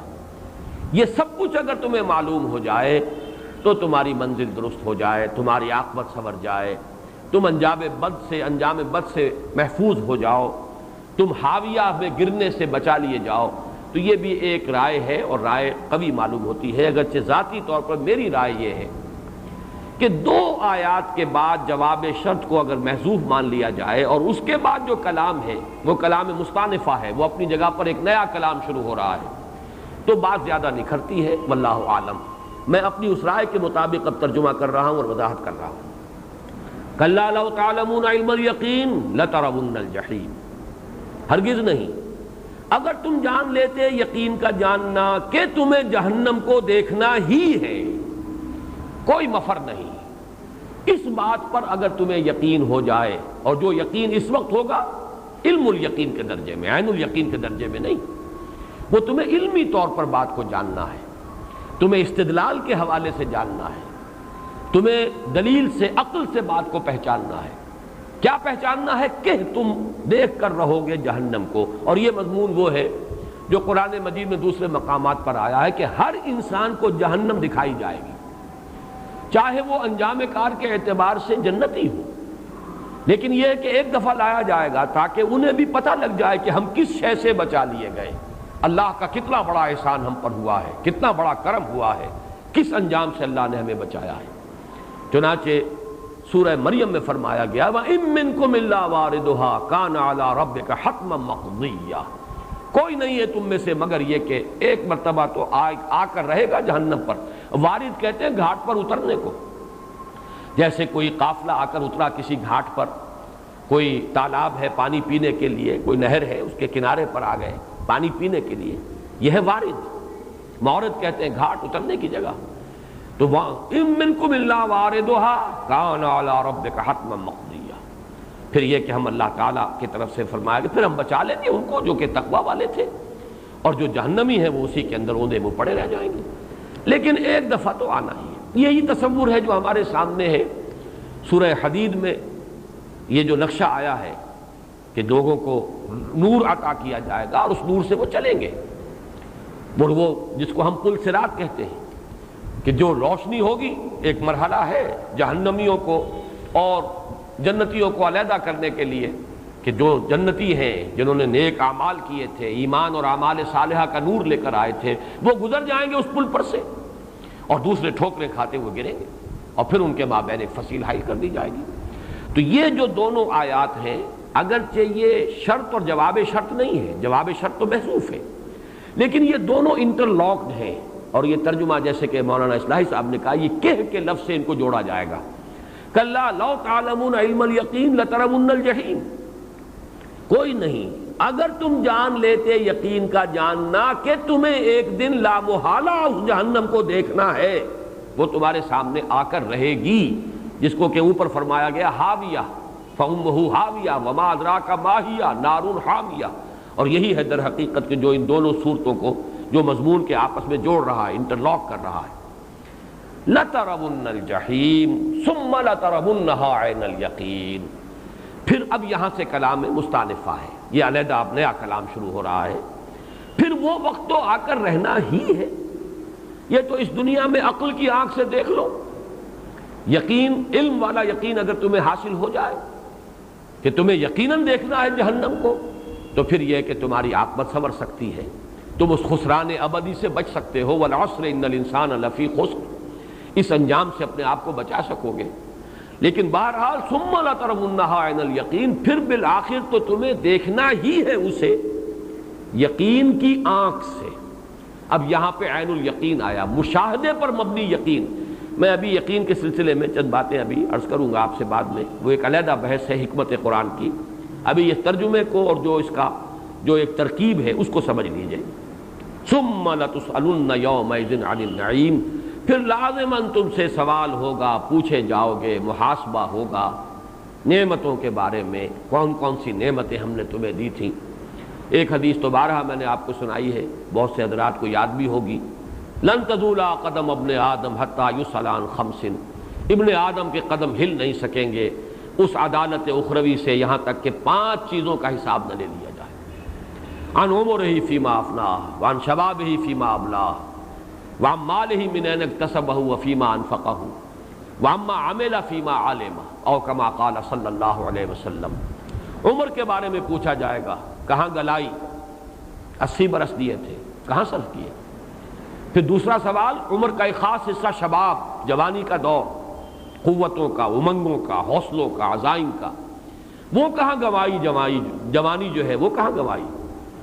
پھر دو سوال مال کے بارے میں، ہم مال ہی من ان اکتسبہ فیما انفقہ، کہاں سے کمایا تھا؟ حرام سے کہ حلال سے؟ جائز سے کہ ناجائز سے؟ وفیما انفقہ، کہاں خرچ کیا تھا؟ اور پھر ایک سوال، وعما عمل فیما علم، جو علم حاصل کیا اس میں عمل کتنا کیا؟ ایسا تو نہیں کہ علم کے تو انبار لگاتے چلے گئے اور عمل جو ہے وہ وہیں کا وہیں ٹکا رہا، وہ زیرو ہی پوائنٹ کے اوپر لگا رہا۔ وہ علم جو ہے وہ تو در حقیقت حجت بن جائے گا انسان کے خلاف۔ القرآن حجت لک او علیک، یہ قرآن حجت بنے گا یا تمہارے حق میں یا تمہارے خلاف۔ یہ 5 سوال اس حدیث میں آئے ہیں۔ باقی ایک واقعہ بڑا پیارا ہے حضور کی سیرت کا۔ حضور صلی اللہ علیہ وسلم پر ایک مرتبہ فاقے کی کیفیت تھی اور شدید نقاہت۔ حضرت ابو بکر آئے رضی اللہ تعالی عنہ، ان کی کیفیت بھی یہی تھی۔ حضور کو اندازہ بھی ہو گیا کہ یہ بھی فاقے سے۔ حضرت عمر آئے رضی اللہ تعالی عنہ، ان کی کیفیت بھی یہی تھی۔ حضور شاید اپنے لیے تو نہ بھی یہ کرتے، لیکن یہ کہ اپنے ان دونوں صاحبوں کو لے کر آپ گئے۔ ایک انصاری صحابی تھے ابو الحیثم رضی اللہ تعالی عنہ، انصاری، ان کا ایک نخلستان تھا قریب ہی، وہاں چلے گئے۔ وہاں 3 مرتبہ آپ نے السلام علیکم کہا، جواب نہیں آیا، تو لوٹنے لگے تھے کہ ان کی اہلیہ جو ہے ابو الحیثم کی، وہ دوڑتی ہوئی نکلی۔ انہوں نے عرض کیا، حضور ہم نے پہلے بھی آپ کی آواز سن لی تھی، پہلا سلام جب آپ نے کیا وہ بھی میں نے سن لیا تھا، لیکن میں نے چاہا کہ آپ 3 مرتبہ سلام کریں، ہم پر آپ کی طرف سے سلامتی اور رحمت جو ہے وہ 3 مرتبہ ہے۔ اور پھر انہوں نے عرض کیا کہ میرے شوہر جو ابو الحیثم وہ ذرا چلے گئے پانی لانے کے لیے۔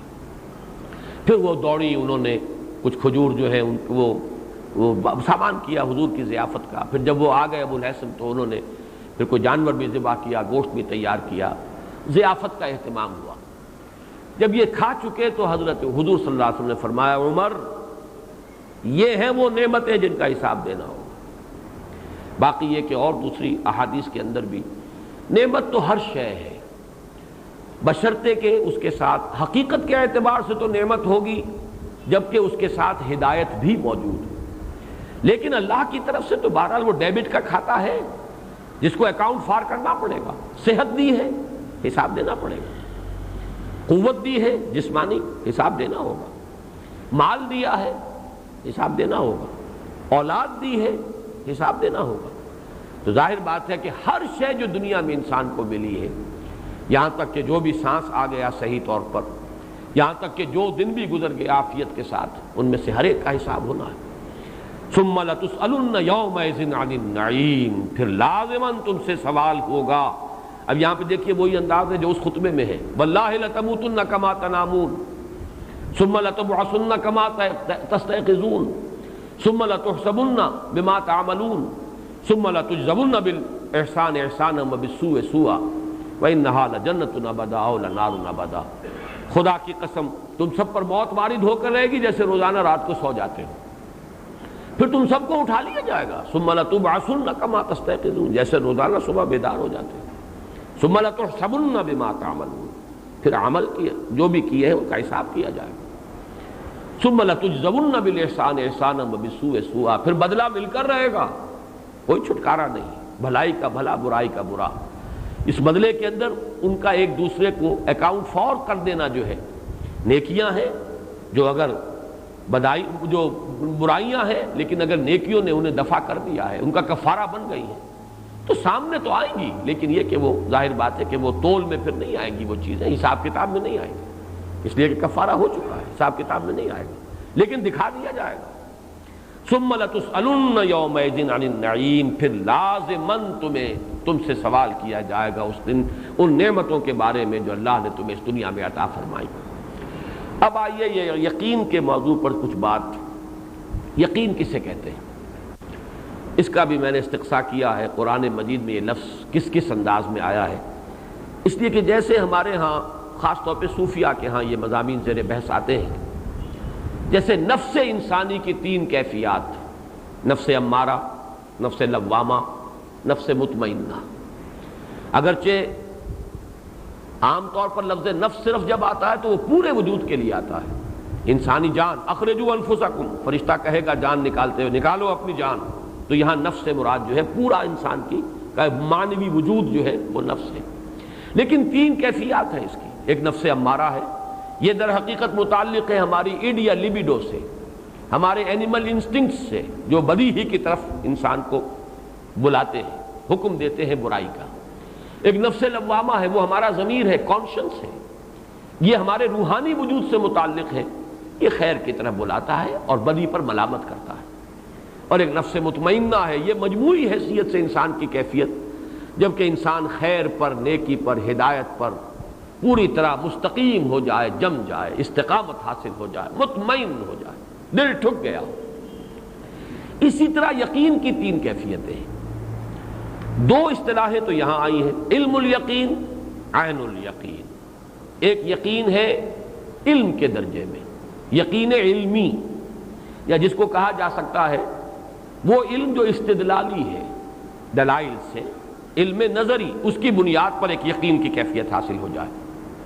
ایک یقین ہے عین الیقین، ایک شے کو دیکھ لیا، بچشم سر ایک شے کا معائنہ اور مشاہدہ کر لیا، اب یقین جو ہے یقیناً اس کی نسبت گہرا ہو جائے گا۔ اس سورہ مبارکہ میں نہیں ہے، لیکن قرآن مجید میں دو جگہ پر آیا ہے حق الیقین۔ سورہ واقعہ میں ان ھذا لہو حق الیقین، اور اسی طرح سورہ حاقہ میں یہ بھی حق الیقین، انہ لحق الیقین۔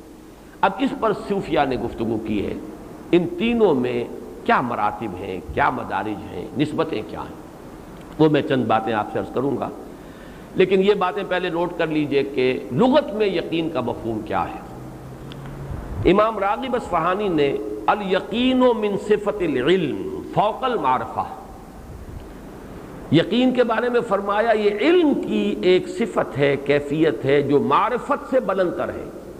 معرفت، اگرچہ ہمارا عام تاثر تو یہ کہ لفظ معرفت جو ہے بہت اونچا لفظ ہے، معرفت حاصل ہو گئی، لیکن یہ کہ معرفت سے بلند تر درجہ ہے یقین کا۔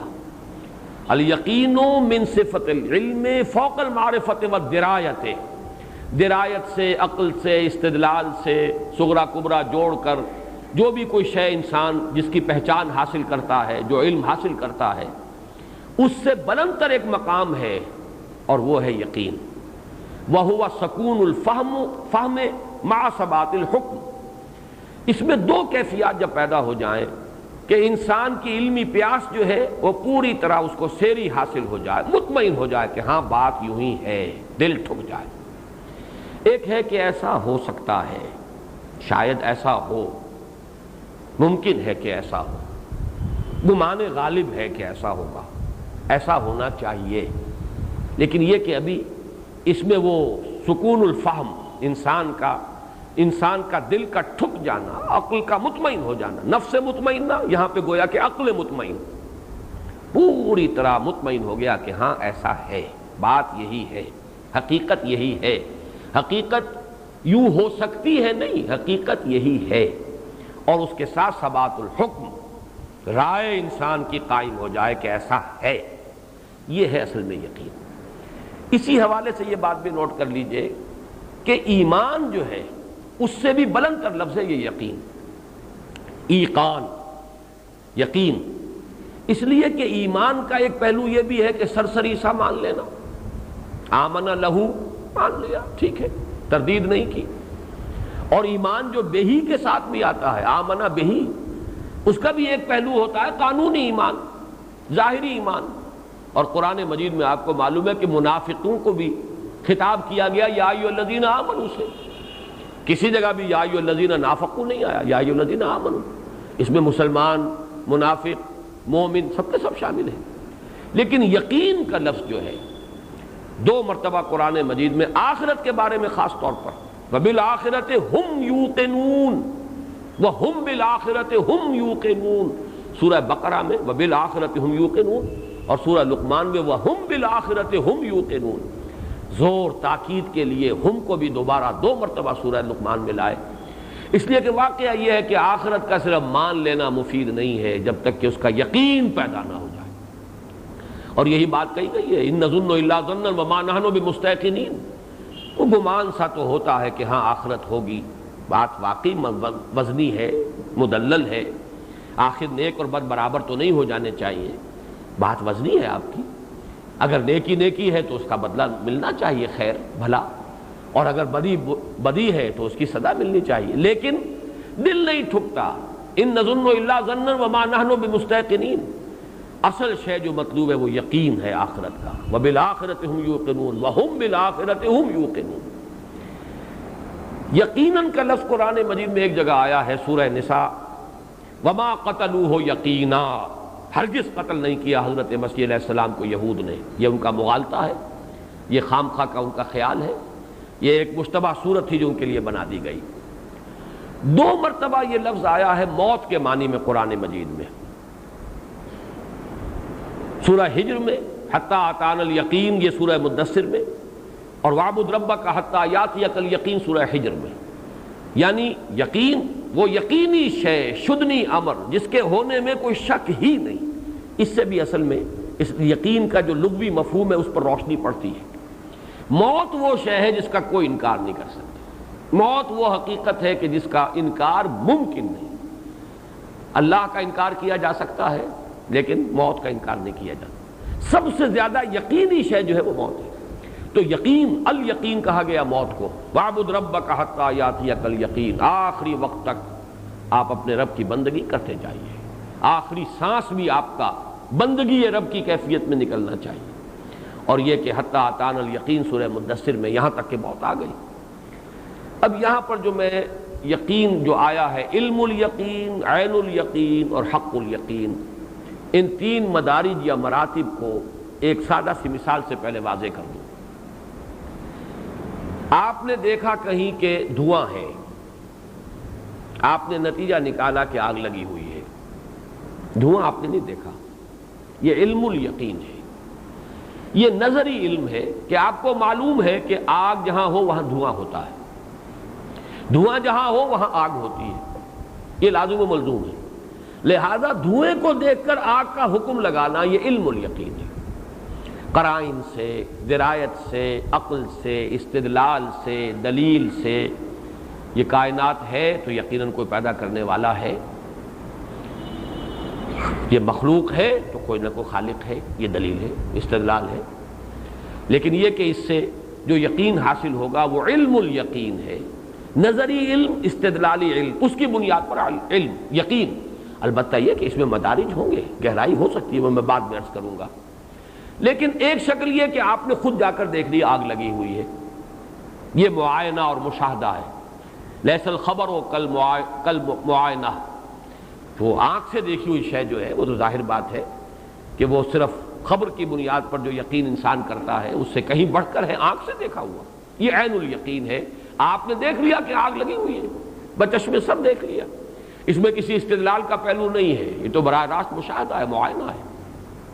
لیکن یہاں اب نوٹ کیجئے ابھی ایک مرحلہ باقی ہے. انسان کے حواس کبھی کبھی اسے دھوکہ بھی دیتے ہیں.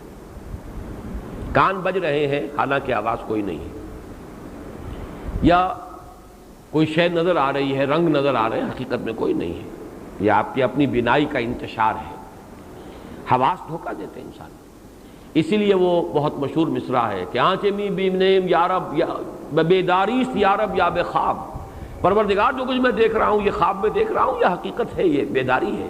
دیکھتا ہے انسان لیکن اسے یقین حاصل نہیں ہوتا کہ میں دیکھ رہا ہوں، واقعتاً دیکھ رہا ہوں. اسی کے برعکس کیفیت ہے وہ جو سورۃ النجم میں آئی ہے، ما کذب الفؤاد ما رأى. محمد الرسول اللہ صلی اللہ علیہ وسلم کی آنکھ نے جو دیکھا دل نے جھوٹا نہیں کہا. بالکل جس کو ہم کہیں گے قلب و ذہن، آنکھ اور دل کی آنکھ، ظاہر کی آنکھ اور دل کی آنکھ، دونوں نے کامل ہم آہنگی اور موافقت کے ساتھ دیکھا جو کچھ دیکھا. دل نے تصدیق کی اس کی کہ جو کچھ دیکھا ہے آنکھ نے. لیکن ایسا بھی ہو سکتا ہے کہ آنکھ جو کچھ دیکھ رہی ہے دل جھٹلا رہا ہو. نہیں نہیں نہیں، یہ بات ایسی صحیح نہیں معلوم ہوتی، کوئی دھوکہ ہے. یہ آگ نہیں ہے، آگ کی کوئی صورت ہے. یہ برف نہیں ہے، معلوم ہوتا ہے کوئی سلی ہے. یہ تو برف کی سل نہیں ہے بلکہ کوئی کانچ کا ٹکڑا ہے. یہ انداز ہو سکتا ہے. لیکن اگر آپ نے انگلی بھی اس آگ میں ڈال لی اور اس کی تپش اور جلن کو خود محسوس کر لیا، اب یہ حق الیقین، یقین کا آخری درجہ. یہ حق الیقین جو ہے یہ ہے اصل میں وہ درجہ کہ جو مطلوب ہے۔ اس میں اگرچہ اب بحثیں ہیں صوفیہ اور متکلمین کے مابین۔ صوفیہ نے بڑے طنز کیے ہیں متکلمین پر، پائے استدلالیاں 24 بود، پائے 24 سخت بے تمکین بود۔ یہ استدلال اور عقل اور منطق کے حوالے سے کچھ چیزوں کا ماننا یہ بہت ہی بے تمکین ہے، بے ثبات ہے، اس کی کوئی حقیقت نہیں ہے۔ اصل شے تو وہ ہے کہ جو آدمی کا اپنا مشاہدہ ہو، اپنا تجربہ ہو۔ لیکن ظاہر بات ہے کہ دوسری طرف اس بات کی بھی نفی ہے اور بڑی پرزور نفی ہے۔ یہ عین الیقین تو دنیا میں حاصل نہیں ہو سکتا، عین الیقین تو آخرت ہی میں حاصل ہوگا۔ یہاں تو بہرحال ہمیں ایمان لانا ہے، یؤمنون بالغیب، غیب کا پردہ حائل رہے گا۔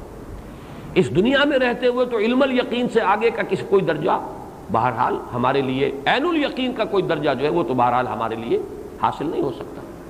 یہ تو جو بھی ہوا محمد الرسول اللہ صلی اللہ علیہ وسلم کے ساتھ ایک خصوصی معاملہ اللہ نے کیا، تجربہ کرایا اور آپ کو دکھایا گیا وہ سب کچھ۔ لیکن یہ تو بہرحال معجزات میں سے ہے، یہ اللہ تعالیٰ کی طرف سے ایک خصوصی مشاہدہ ہے جو کرایا گیا ہے، اور اس کے بارے میں بھی آپ کو معلوم ہے کہ اللہ تعالیٰ کا بھی کی رؤیت ہوئی یا نہیں ہوئی، اس میں اختلاف ہے۔ پھر یہ کہ اگرچہ بہت سے لوگ تو اس کو آج کل خاص طور پر جو جدید ریشنلسٹ ہیں وہ اس معراج کو جسم کے ساتھ مانتے ہی نہیں، بلکہ یہ کہ اسے ایک طرح کی رؤیت ہی قرار دیتے ہیں، رویا ہی قرار دیتے ہیں، ایک طرح کا خواب۔ لیکن یہ کہ اہل سنت کا اجماع ہے کہ یہ معراج بجسدہ شریف ہوا ہے، اپنے جسم مبارک کے ساتھ معراج ہوا ہے محمد الرسول اللہ کو، اور وہاں جو کچھ آپ نے دیکھا ہے وہ بچشم سر دیکھا ہے، اس سر کی آنکھ سے دیکھا ہے۔ کیا دیکھا ہے یہ ہم نہیں جانتے، وہ تو جیسا کہ سورۃ النجم میں آیا ہے کہ اذ یغشی السدرۃ ما یغشی ما زاغ البصر وما طغی لقد رأى من آیات ربہ الکبریٰ، جبکہ اس بیری کو ڈھانپے ہوئے تھا، جو ڈھانپے ہوئے تھا تمہارے فہم سے وہ بالا تر ہے، تم نہیں سمجھ سکتے، تمہیں بتانا بھی بیکار ہے، اس کا کوئی تخیل بھی تمہارے لیے تصور بھی ممکن نہیں۔ اذ یغشی السدرۃ ما یغشی ما زاغ البصر وما طغی، لیکن جو کچھ بھی اس وقت اس بیری کے اوپر جو انوار کا ترشح ہو رہا تھا، تجلیات الہی کا جو انعکاس تھا، اس کو محمد رسول اللہ نے دیکھا ہے آنکھیں جما کر، نہ نگاہ کج ہوئی نہ حد سے آگے بڑھی۔ لقد رأى من آیات رب الکبریٰ، دیکھا آپ نے اپنے رب کی بڑی عظیم آیات۔ بہرحال وہ جو کچھ دیکھا ہے بچشم سر دیکھا ہے، لیکن وہ معاملہ جو ہے وہ تو خالص استثناء ہے ہمارے لیے، عام انسانوں کے لیے۔ یہ جو ہے دیکھنا، اور حضور کو تو دنیا میں بھی دکھایا گیا۔ آپ نے ایک مرتبہ جبکہ نماز استسقاء آپ پڑھا رہے تھے تو آپ کا ہاتھ اچانک اٹھ گیا آگے، ایک مرتبہ آپ ذرا پیچھے کو ہٹے تو اس میں لوگوں نے پوچھا کہ کیا معاملہ ہوا حضور، کیا یہ نماز ہی کا حصہ ہے؟ آپ نے فرمایا نہیں، صورت یہ ہے کہ میرے سامنے جنت لے آئی گئی اور بے اختیار میرا ہاتھ اٹھ گیا کہ میں اس کا کوئی پھل جو ہے وہ توڑ لوں، اس درجے مشاہدہ قرب، اور میرے سامنے دوزخ لے آئی گئی دوسرے مرحلے میں، اور اس کا جو گرمی اور حرارت کا جو بھبکا تھا اس کی وجہ سے میں پیچھے ہٹا۔ تو اس دنیا کے اندر بھی مشاہدات اللہ تعالیٰ نے کرائے ہیں، لیکن یہ کہ جان لیجئے کہ یہ جو عین الیقین کا درجہ ہے یہ یقیناً آخرت کے لیے ہے، یہ انسانوں کے لیے، جو فرمایا کہ ثم لترونھا عین الیقین، پھر لازماً تم دیکھ کر رہو گے اسے، یقین کا دیکھنا، وہ عین الیقین ہوگا، وہ یقین حاصل ہو جائے گا جو معائنہ اور مشاہدہ سے ہوتا ہے۔ لیکن اصل سوال یہ ہے کہ کیا علم الیقین کے نتیجے میں بھی حق الیقین پیدا ہو سکتا ہے؟ یقین کی وہ گہرائی کہ جو بالکل اپنی انٹینسٹی میں اس درجے کی ہو جس درجے میں کہ بچشم سر کسی شے کو دیکھنے سے یقین کا درجہ حاصل ہو سکتا ہے، یہ ہو سکتا ہے یا نہیں؟ یہاں ہے در حقیقت اختلاف، اور یہ مسئلہ ہے بہت اہم۔ بعض حضرات اس کا انکار کرتے ہیں، بلکہ اس کا تمسخر، استہزاء کا انداز، لیکن یہ کہ واقعہ یہ ہے کہ یہ ثابت ہے نصوص سے کہ حق الیقین اس درجے کا کہ جو عین الیقین سے بھی گہرا ہو وہ اس دنیا میں حاصل ہو سکتا ہے۔ عین الیقین اپنی جگہ پر ایک دوسری شے، نوعیت کے اعتبار سے بچشم سر کسی شے کا دیکھنا، لیکن یہ یقین کی آخری منزل نہیں ہے۔ جیسا کہ میں نے کہا کہ آگ کو دیکھ کر بھی ایک اشتباہ ہوتا ہے، پتہ نہیں یہ آگ ہے کہ نہیں ہے، سانپ کو دیکھ کر بھی کوئی شک ہوتا ہے کہ پتہ نہیں یہ زندہ ہے کہ مردہ ہے، سانپ ہے یا کوئی سانپ کی شکل ہے۔ یہ کوئی کھلونے آج کل ایسے بنا دیے جاتے ہیں کہ جن میں تمیز کرنی مشکل ہے، بالکل معلوم ہو کہ سانپ ہے۔ معلوم یہ ہو کہ عین الیقین آخری درجہ نہیں ہے، عین الیقین سے بھی آگے بڑھ کر حق الیقین درکار ہے۔ آیا وہ حق الیقین اس دنیا میں حاصل ہو سکتا ہے انسان کو جبکہ وہ ابھی غیب میں ہے؟ یؤمنون بالغیب، تو ایمان بالغیب کی انٹینسٹی حق الیقین تک جا سکتی ہے یا نہیں، یہ سوال ہے۔ اور میں یہاں پورے انشراح صدر کے ساتھ اس بات کر رہا ہوں اس کا کہ یہ عین ممکن ہے جو نصوص سے ثابت ہے۔ چنانچہ سب سے بڑا ثبوت جو ہے وہ حدیث جبرائیل ہے۔ احادیث کے ذخیرے میں اس کا جو مقام ہے سب کو معلوم ہے، ام السنہ، سنت کی جڑ، سنت کی بنیاد، وہی مقام ہے احادیث کے ذخیرے میں حدیث جبرائیل کا جو سورۃ الفاتحہ کا مقام ہے قرآن مجید۔ اور اس میں احسان اصل میں ہے کیا؟ وہ یقین کی انٹینسٹی ہے۔ ایک تو ہے اسلام، ان تشہد، کہ تم گواہی دو کہ اللہ کے سوا کوئی معبود نہیں، یہ اسلام ہے۔ ایک ہے ان تؤمن، تمہیں یقین ہو جائے، ایمان ہو، تمہیں ایمان ہو، دل سے تمہیں اس بات کا یقین ہو کہ اللہ پر بھی یقین، آخرت پہ یقین۔ ایک ہے ان تعبد اللہ کأنک تراہ فإن لم تکن تراہ فإنہ یراک، ایسی انٹینسٹی یقین کی گویا کہ تم اسے دیکھ رہے ہو۔ اب یہ بات جو ہے یہ اگر ناممکن بات ہوتی تو یہاں احسان کی وضاحت کرتے ہوئے محمد الرسول اللہ صلی اللہ علیہ وسلم یہ الفاظ استعمال نہ کرتے۔ معلوم ہے یہ درجہ ممکن ہے، اس درجے تک انسان کی رسائی ممکن ہے۔ ان تعبد اللہ کأنک تراہ، ان تعمل للہ کأنک تراہ، ان تخشى اللہ کأنک تراہ۔ حضرت عمر رضی اللہ تعالیٰ عنہ سے جو مروی ہے وہ تو ہے ان تعبد اللہ کأنک تراہ، اور یہی زیادہ تر زبانوں پر چڑھا ہوا ہے۔ لیکن یہ کہ دوسری روایات میں ان تخشى اللہ کأنک تراہ، اور ایک جگہ ان تعمل للہ کأنک تراہ، تمہارے دل میں خشیت اللہ کی اتنی ہو جائے گویا کہ تم اللہ کو دیکھ رہے ہو، یعنی برابر عین الیقین کے درجے تک بات پہنچ جائے۔ اسی طریقے سے تم اللہ کی بندگی اور پرستش کرو اس طریقے سے، اس انٹینسٹی کے ساتھ، گویا کہ وہ تمہارے سامنے موجود ہے۔ وہ مجھے شعر یاد آیا، تو سامنے آ میں سجدہ کروں، یہ جو ہے کبھی ہے حقیقت منتظر نظر آ لباس مجاز میں، کہ ہزاروں سجدے تڑپ رہے ہیں میری جبین نیاز میں۔ تو وہ حقیقت منتظر سامنے اگر آ جائے تو کس شوق کے ساتھ، کس ذوق کے ساتھ، کس جذبے کے ساتھ انسان جو ہے وہ سجدہ کرے گا۔ جیسے کہ آیا بھی ہے سورہ نون میں، یوم یکشف عن ساق ویدعون الی السجود، جب اللہ تعالیٰ کی کوئی تجلی ظاہر ہوگی جس کو کشف ساق سے تعبیر کیا گیا ہے، اور انہیں پکارا جائے گا، بلایا جائے گا سجدہ کرنے کے لیے، اس وقت صاحب ایمان اور صاحب یقین کس کیف کے ساتھ سجدہ کرے گا، اس کا ہم تو صرف کچھ ہلکا سا تصور کر سکتے ہیں۔ وہ ہماری اپنے لیے ہمارا اپنا تجربہ نہیں ہے۔ لذت این بادہ نہ دانی بخدا تانا چشی، جب تک کہ ہمیں اس کا کوئی تجربہ نہ ہو ہم جان نہیں سکتے۔ لیکن اس حدیث جبرائیل سے کأنک تراہ، اس درجے تک یقین کا پہنچ جانا عین ممکن ہے کہ جس درجے میں کہ انسان کسی شے کو بچشم سر دیکھ کر یقین کرتا ہے۔ اس ضمن میں دو اور حدیثیں بھی میں آپ کو سنانا چاہتا ہوں۔ مصنف ابن ابی شیبہ میں ہے، حضرت عوف ابن مالک انصاری رضی اللہ تعالی عنہ، ان سے حضور نے ایک مرتبہ سوال کیا، کیف اصبحت یا عوف، اے عوف آج صبح کیسی ہوئی، کس حال میں ہوئی؟ انہوں نے ایک عجیب جواب دیا، غیر معمولی بات، اصبحت مومنا حقا یا رسول اللہ، اے اللہ کے رسول مجھے صبح ہوئی ہے بڑے سچے مومن کی حیثیت سے۔ اب حضور ذرا چونکے، یہ جواب غیر معمولی تھا۔ آپ نے فرمایا ہر شے کی کوئی حقیقت ہوتی ہے، تو تم ذرا بتاؤ کہ تمہارے اس ایمان کی حقیقت کیا ہے، بیان کرو، ذرا تعبیر کیسے کرو۔